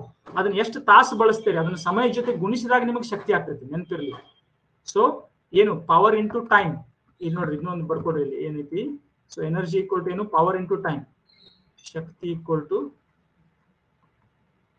ಸಾಮರ್ಥ್ಯ ಇಂಟು ಸಮಯ. ಬರ್ತಾರೆ ಇದನ್ನ. ಎಲ್ಲಿಂದ ಬಂತಿದ್ದು? ಇಲ್ಲೇ ಬಂತು ನೋಡ್ರಿ, ಇಲ್ಲಿ ಐತಲ್ಲ, ಇಲ್ಲಿ ಬರ್ದೇರಿ. ಸಾಮರ್ಥ್ಯ equal to ಐತೆ. ಬಲಕ್ಕಿದ್ದನ್ನ ಎರಡಕ್ಕೆ ತಗೊಂಡಿರ ಅಷ್ಟೇ. ಈಗ ಶಕ್ತಿ ಈಕ್ವಲ್ ಟು ಸಮಯ ಇಂಟು ಸಾಮರ್ಥ್ಯ ಆಯ್ತು ನೋಡ್ರಿ ಇಲ್ಲಿ. ಸೊ ನಿಮ್ದು ಈ ಬಲ್ಬ್ಗಳು ಅಥವಾ ಇವೆಲ್ಲ ಎಷ್ಟೆಷ್ಟು ತಾಸು ಉರಿಸಿದಿರಿ ಅದನ್ನ ನೀವು ಗುಣಿಸ್ಬಿಟ್ರೆ ನಿಮಗೆ ಶಕ್ತಿ ಸಿಗ್ತೈತಿ. ಸೊ ಹಂಗಾರೆ ನೀವು ಈಗ ನೀವೇ ಹೇಳ್ಬೋದು, ಒಂದು ಕಮರ್ಷಿಯಲ್ ಯೂನಿಟ್, ಒಂದು ವಾಣಿಜ್ಯಮಾನ ವಿದ್ಯುತ್ ಶಕ್ತಿ ಎಷ್ಟು ಜೂಲ್ಗಳಿಗೆ ಸಮ ಅಂತ ಹೇಳ್ಬೋದು ನೀವು. ಒಂದು ವಾಣಿಜ್ಯಮಾನ ವಿದ್ಯುತ್ ಶಕ್ತಿ 1 unit of electric energy is equal to how many joules ಅಂತ ಮಾಡ್ಬೋದು. ಹಾ ರೀ, ಮಾಡ್ಬೋದ್ರಿ. ಹೆಂಗ್ ಮಾಡೋದು? 1 unit equal to 1 kilowatt hour. 1 kilowatt hour. 1 ನಿಮಿಷ. ಸೊ 1 ಯೂನಿಟ್ ಬೋರ್ಡ್ ಕಾಣಾಗ್ತದಲ್ಲ, 1 ಕಿಲೋವ್ಯಾಟ್ ಅವರ್. ಸೊ ಏನಾಗ್ತದೆ? 1000 watt into 3600 second. 3600 second. Watt ಅನ್ನು ಏನು ಬರಿಬಹುದು ನಾನು? 1000 joules per second into 3600 second. Hour ಅಂದ್ರೆ ಎಷ್ಟು? ಸೆಕೆಂಡ್. 3600 ಸೆಕೆಂಡ್ ಗೊತ್ತಿಲ್ಲ ನಿಮ್ಗೆ? 1 ತಾಸು ಅಂದ್ರೆ 3600 ಸೆಕೆಂಡ್ ಗೊತ್ತಿಲ್ಲ. ಇದು ಎಸ್ ಕ್ಯಾನ್ಸಲ್ ಆಯ್ತು ನೋಡ್ರಿ. ಜೂಲ್ ಅಷ್ಟೇ ಉಳಿತು. ಎಷ್ಟಾಯ್ತು? 36 5 ಪೂಜೆ 1 2 3 4 5 ಜೂಲ್ಗಳು. ಸೊ 36 ಲಕ್ಷ ಜೂಲ್ಗಳು ಅಂದ್ರೆ 1 ಯೂನಿಟ್. ನೋಡಿ ನಾ ಹೇಳಿದ್ನಲ್ಲ ಬಹಳಷ್ಟು ಕೂಡಿ ಮಾಡ್ಯಾರಂತ. ನೀವ್ ಹಂಗ ನೋಡ್ರಿ ಏನಾಕತಿ? ಯಾಕೆ 36 ಲಕ್ಷ ತಗೊಂಡ್ರಿ? 1 ಲಕ್ಷ ಸಿಗ್ಲಿಲ್ಲೇನ್ರಿ ಇವ್ರಿಗೆ? ಅಥವಾ 1000 ಜೂಲ್ಗಳು ಅಂದ್ರೆ 1 ಯೂನಿಟ್ ಅಂತ ಮಾಡಕ್ ಸಿಗ್ಲಿಲ್ಲೇನ್ರಿ ಇವ್ರಿಗೆ? 36 ಲಕ್ಷ ಜೂಲ್ಗಳು ಕೂಡಿ ಎಲ್ಲ ಕೂಡಿ 1 ಯೂನಿಟ್ ಅಂತ ಯಾಕೆ ಪ್ಯಾಕೇಜ್ ಮಾಡ್ರಿ? ಇಂಥದ್ದು ಯಾಕೆ ಪಾಕೆಟ್ ಮಾಡ್ರಿ ಇವರು? 36 ಲಕ್ಷ ಜೂಲ್ಗಳು ಒಂದು ಪಾಕೆಟ್ ಮಾಡಿ ಮಾರ್ತಾರಲ್ರಿ ಇವರು 5 ರೂಪಾಯಿಕ. ಯಾಕ? ಲೆಕ್ಕ ಹಾಕೋದು ಈಸಿ ಆಕತಿ. ಉಪಕರಣಗಳ ಮೇಲೆ ವ್ಯಾಟ್ ಬರ್ದಿರ್ತಾರ, ಕಿಲೋ ವ್ಯಾಟ್ ಬರ್ದಿರ್ತಾರ. ಅವ್ನು ಎಟ್ಟೆಟ್ಟು ತಾಸು ಬಳಸ್ತೇನೆ ಅನ್ನೋದು ಗೊತ್ತಿರ್ತೈತಿ, ಹೌದಿಲ್ಲ? ಲೆಕ್ಕ ಹಾಕೋದು ಈಸಿ ಆಕತಿ. ಬರೀ ಜೂಲ್ಗಳನ್ನ ಹೇಳಿದ್ರ ಬಹಳ ನೀವು ಎಷ್ಟು ಮಾಡೋರು? ನೀವು ಪ್ರತಿ ಸೆಕೆಂಡ್ ಲೆಕ್ಕ ಹಾಕ್ಬೇಕಾಕತಿ. ಬಹಳ ಸಣ್ಣ ಮೂಲಮಾನ ಇದು ಜೂಲ್ ಅನ್ನೋದು. ಗೂಗಲ್ ನಾಗ ಸರ್ಚ್ ಮಾಡಿ ನೋಡ್ರಿ, 1 unit equal to how many joules ಅಂತ ಎಷ್ಟು ಬರ್ತೈತೆ ನೋಡ್ರಿ. ಯಾರಾದ್ರೂ ಮಾಡಿ ನೋಡ್ರಿ. 1 unit equal to how many joules ಅಂತ ಸರ್ಚ್ ಮಾಡ್ರಿ. ಇಷ್ಟು ಬರ್ತೈತಿಲ್ಲ ನೋಡ್ರಿ, ಇಷ್ಟು ಬರ್ಬೇಕು.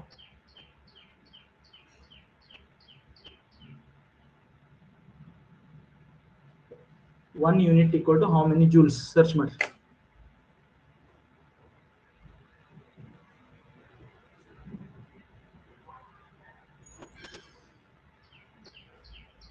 ಸರಿ, ಅದು 1 ಕಿಲೋವ್ಯಾಟ್ ಪರ್ ಅವರ್ ಅಲ್ಲ ರೀ? ಪರ್ ಅವರ್ ಅಲ್ಲ, kilowatt hour. Kilowatt into hour.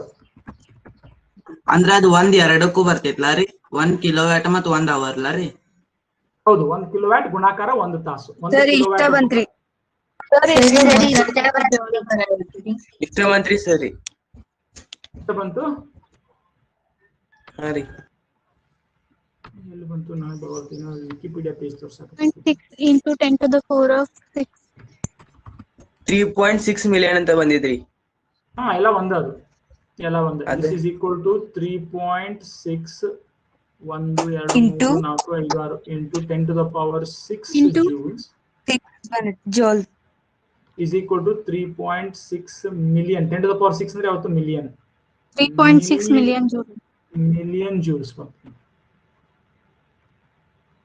Million Jules ಬರ್ತದೆ. ಓಕೆ, ಇಲ್ಲಿ ಕ್ಯಾಪಿಟಲ್ ಜೆ ಬಳಸಬಾರ್ದು, ಜೂಲ್ಸ್ ಅಂತ ಬರೀಬೇಕಾದ್ರೆ ಸಾರಿ ತಪ್ಪು ಬರ್ತೀನಿ, ಸ್ಮಾಲ್ ಜೆ ಬರಬೇಕು.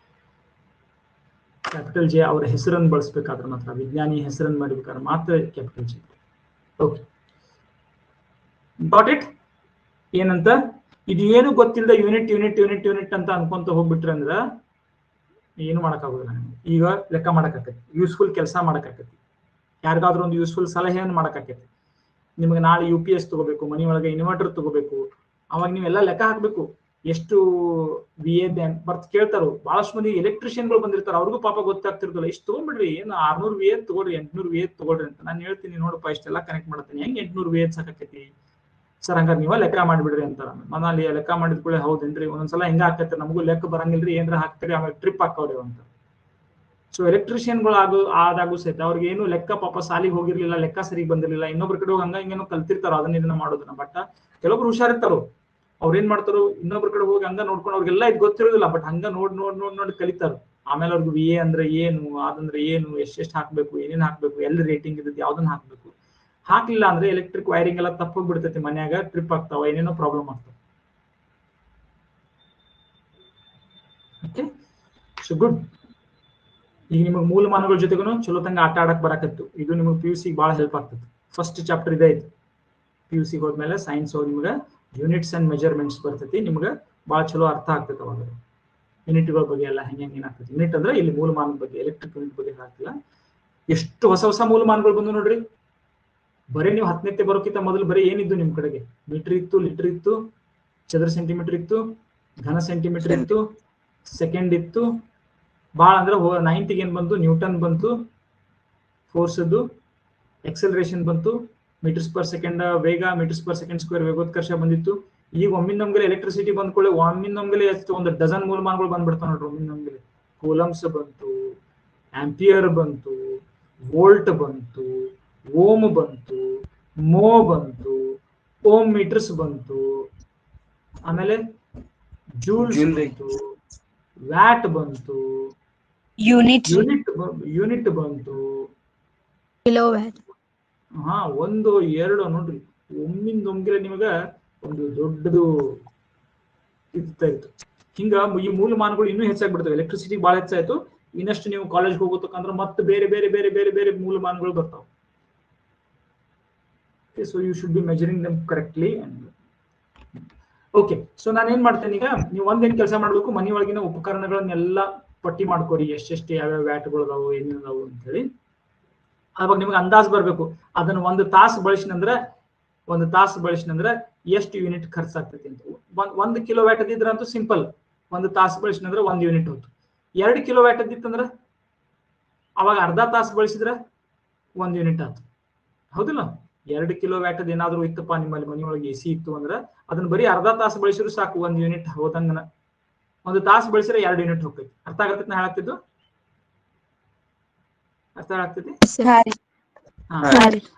ಈಗ ಬರೀ ಒಂದು ಬಲ್ಬ್ ಐತಿ, 100 ವ್ಯಾಟದ ಬಲ್ಬ್ ಐತಿ, 100 ವ್ಯಾಟದ ಬಲ್ಬ್ ಐತಿ. ಅದನ್ನ ಎಷ್ಟು ಬಳಸಿದಾಗ 1 ಯೂನಿಟ್ ಹೋಗ್ತೈತಿ ಲೈಟ್ ಶಕ್ತಿ? 100 ವ್ಯಾಟದ ಐತಿ.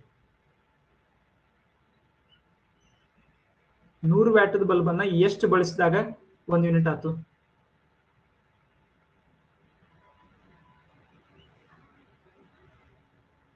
ಇನ್ನೊಂದು ಕೇಳ್ತೀನಿ ನೋಡ್ರಿ. 1 ಕಿಲೋ ವ್ಯಾಟದನ್ನ 1 ತಾಸು ಬಳಸಿದಾಗ ಎಷ್ಟಾಯ್ತು? 1 ಯೂನಿಟ್ ಆಯ್ತು. ಸರಿ, 100 ವ್ಯಾಟ್ ಇಂದ್ರಿ 10 ತಾಸು ಬಳಸಿದಾಗ್ರಿ.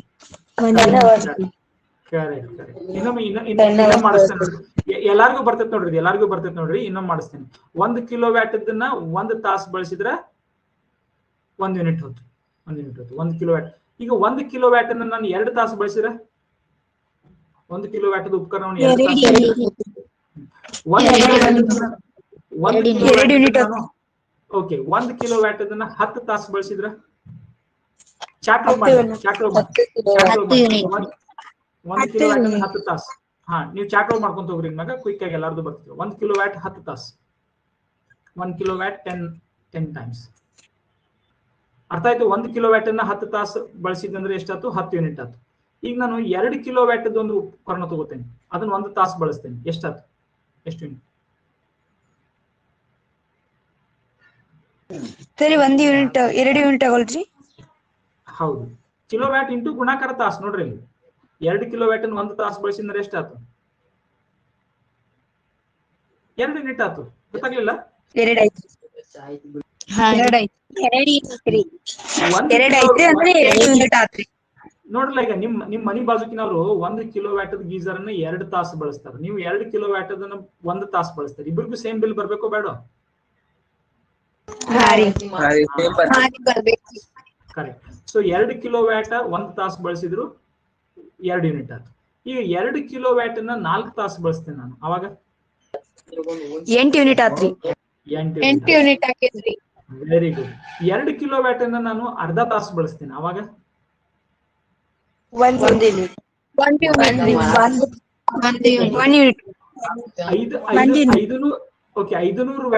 500 ವ್ಯಾಟ್ ಅನ್ನ 1 ತಾಸು ಬಳಸ್ತೇನೆ, ಅವಾಗ 500 ವ್ಯಾಟ್ ಅನ್ನ 1 ತಾಸು ಬಳಸ್ತೇನೆ. 5 ಯೂನಿಟ್ ರೀ. ಅರ್ಧ ಯೂನಿಟ್. 500 ವ್ಯಾಟ್ ಹೇಳತ್ತೇನೆ ನಾನು, ಅಂದ್ರೆ ಹಾಫ್ ಕಿಲೋ ವ್ಯಾಟ್ ಅದು. 500 ವ್ಯಾಟ್ ಅನ್ನ 1 ತಾಸು ಬಳಸಿದ್ರೆ ಬರೀ ಅರ್ಧ ಯೂನಿಟ್. 500 ವ್ಯಾಟ್ ಅನ್ನ 2 ತಾಸು ಬಳಸಿದ್ರೆ 1 ಯೂನಿಟ್.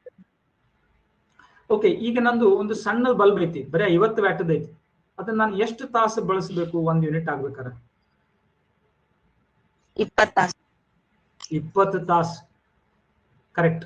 50 ವ್ಯಾಟ್ ಬಲ್ಬ್ ಅನ್ನು ನಾನು, ಸಣ್ಣ ಬಲ್ಬ್ ಐತಿ, ಅದನ್ನ 20 ತಾಸು ಬಳಸಿದ್ರೆ ಬರೀ 1 ಯೂನಿಟ್ ಆಗುತ್ತೆ. ಈ LED ಬಂದಲ್ಲ, ಹೊಸ LEDಗಳು ಬಂದಲ್ಲ, ಅವು ಬರೀ 10 ವ್ಯಾಟ್ ಇರ್ತಾವ, ಬರೀ 10 ವ್ಯಾಟ್. ಆ 10 ವ್ಯಾಟ್ ಬಲ್ಬ್ ಎಷ್ಟು ತಾಸು ಬಳಸ್ಬೇಕು ನಾನು 1 ಯೂನಿಟ್ ಆಗ್ಬೇಕಾರೆ? 100 ತಾಸು. 100 ತಾಸು ಬಳಸ್ಬೇಕು.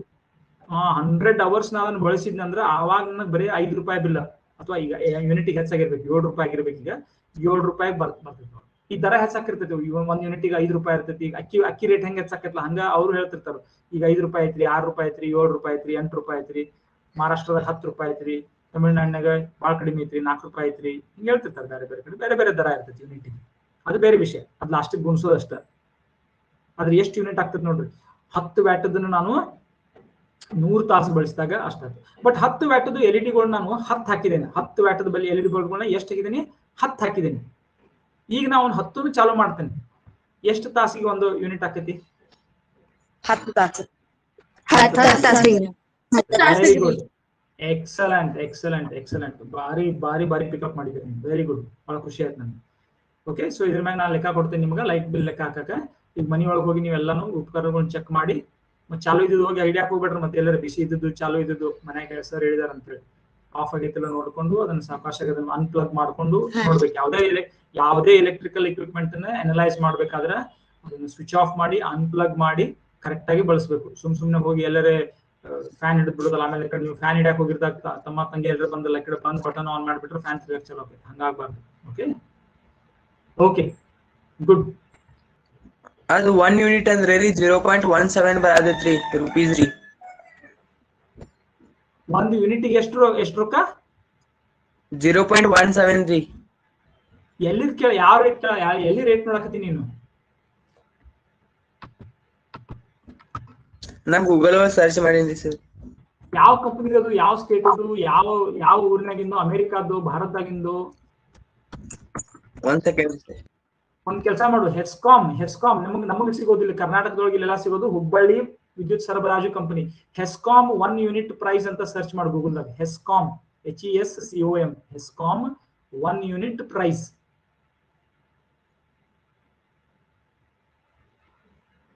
ಎಷ್ಟು ಬಂತು? ಹೆಸ್ಕಾಮ್ 1 ಯೂನಿಟ್ ಪ್ರೈಸ್ rupees ಏಳು ರೂಪಾಯಿ. for 1 unit. 7 ರೂಪಾಯಿ 60 ಪೈಸೆ ಬಂತು. ಹಾ ರೀ 7 ರೂಪಾಯಿ 60 ಪೈಸಾ ಆಗ್ರಿ 1 unit. ಸರ್ 7.60 ಅಂತ ಬರತೈತ್ರಿ. 7.60 ಅಂದ್ರೆ 7 ರೂಪಾಯಿ 60 ಪೈಸಾ. ನೀವು 60 ಪೈಸಾಗಳು ಇನ್ನ ನೋಡೇ ಇಲ್ಲಲ್ಲ, ನೀವು ಊಟದಾಗಿಂದ ಪೈಸಾಗಳು ಇದ್ದೇ ಇಲ್ಲ. ಬಟ್ ಏನಿಲ್ಲ, 7 ರೂಪಾಯಿ 60 ಪೈಸಾ ಇರ್ತೈತೆ ಅದು. ಅಂದ್ರೆ ಏನು ಅರ್ಥ? ನೀವು 10 ಯೂನಿಟ್ ಮಾಡಿದ್ರಿ ಅಂದ್ರೆ, ಬಳಸಿದ್ರೆ ಅಂದ್ರೆ 76 ರೂಪಾಯಿ ಬಿಲ್ ಬರ್ತೈತಿ ನಿಮ್ದು ಅಂತ ಅರ್ಥ. ಓಕೆ, ಸೊ ನೀವೇನ್ ಮಾಡ್ಬೇಕು, ಅವಾಗ ನಿಮ್ಮ ಎಲೆಕ್ಟ್ರಿಕ್ ಬಿಲ್ ತೆಗೆದು ನೋಡ್ರಿ. ಬಿಲ್ ತೆಗೆದು ಅದ್ರೊಳಗೆ ಯೂನಿಟ್ ಹೆಂಗ್ ಲೆಕ್ಕ ಹಾಕಿದಾರ ನೋಡ್ರಿ. ಹಿಂದಿನ ಗಣಾಂಕ, ಇವತ್ತಿನ ಗಣಾಂಕ ಅಂತ ಹಾಕಿರ್ತಾರ. ಮೀಟರ್ ಆಗಿಂದ ರೀಡಿಂಗ್, ಅದ್ರಾಗಿನ ವ್ಯತ್ಯಾಸ ತಗೋತೈತಿ. ಮೀಟರ್ ಏನ್ ತೋರಿಸಿ ಡೈರೆಕ್ಟ್ ಯೂನಿಟ್ ದಾಗ ತೋರಿಸ್ತಿರ್ತೈತೆ ಅದು. ಹಿಂದೆ ಎಷ್ಟಿತ್ತು ಮೀಟರ್ ರೀಡಿಂಗ್, ಈ ತಿಂಗಳ ಎಷ್ಟು ಮೀಟರ್ ರೀಡಿಂಗ್ ಇತ್ತು ತಗೋತಾರೋ, ಅದನ್ನ ಕಳಿತಾರ, ಒಂದ್ರಾಗ ಒಂದು ಕಳೆದ ಯೂನಿಟ್ಗಳನ್ನ ಬರೀತಾರ. ಆಮ್ಯಾಗ ಅದಕ್ಕೆ ದರ ಹಚ್ತಾರ. ನೋಡ್ರಿ ಅದನ್ನ ಮೀಟರ್ ಬಿಲ್ ಎಲ್ಲ ತೆಗೆದು ನೋಡ್ರಿ, ಓದಾಕ್ ಬರ್ಬೇಕು ನಿಮಗೆ ಮೇಲೆ ಬಿಲ್ ಅದು. Okay good.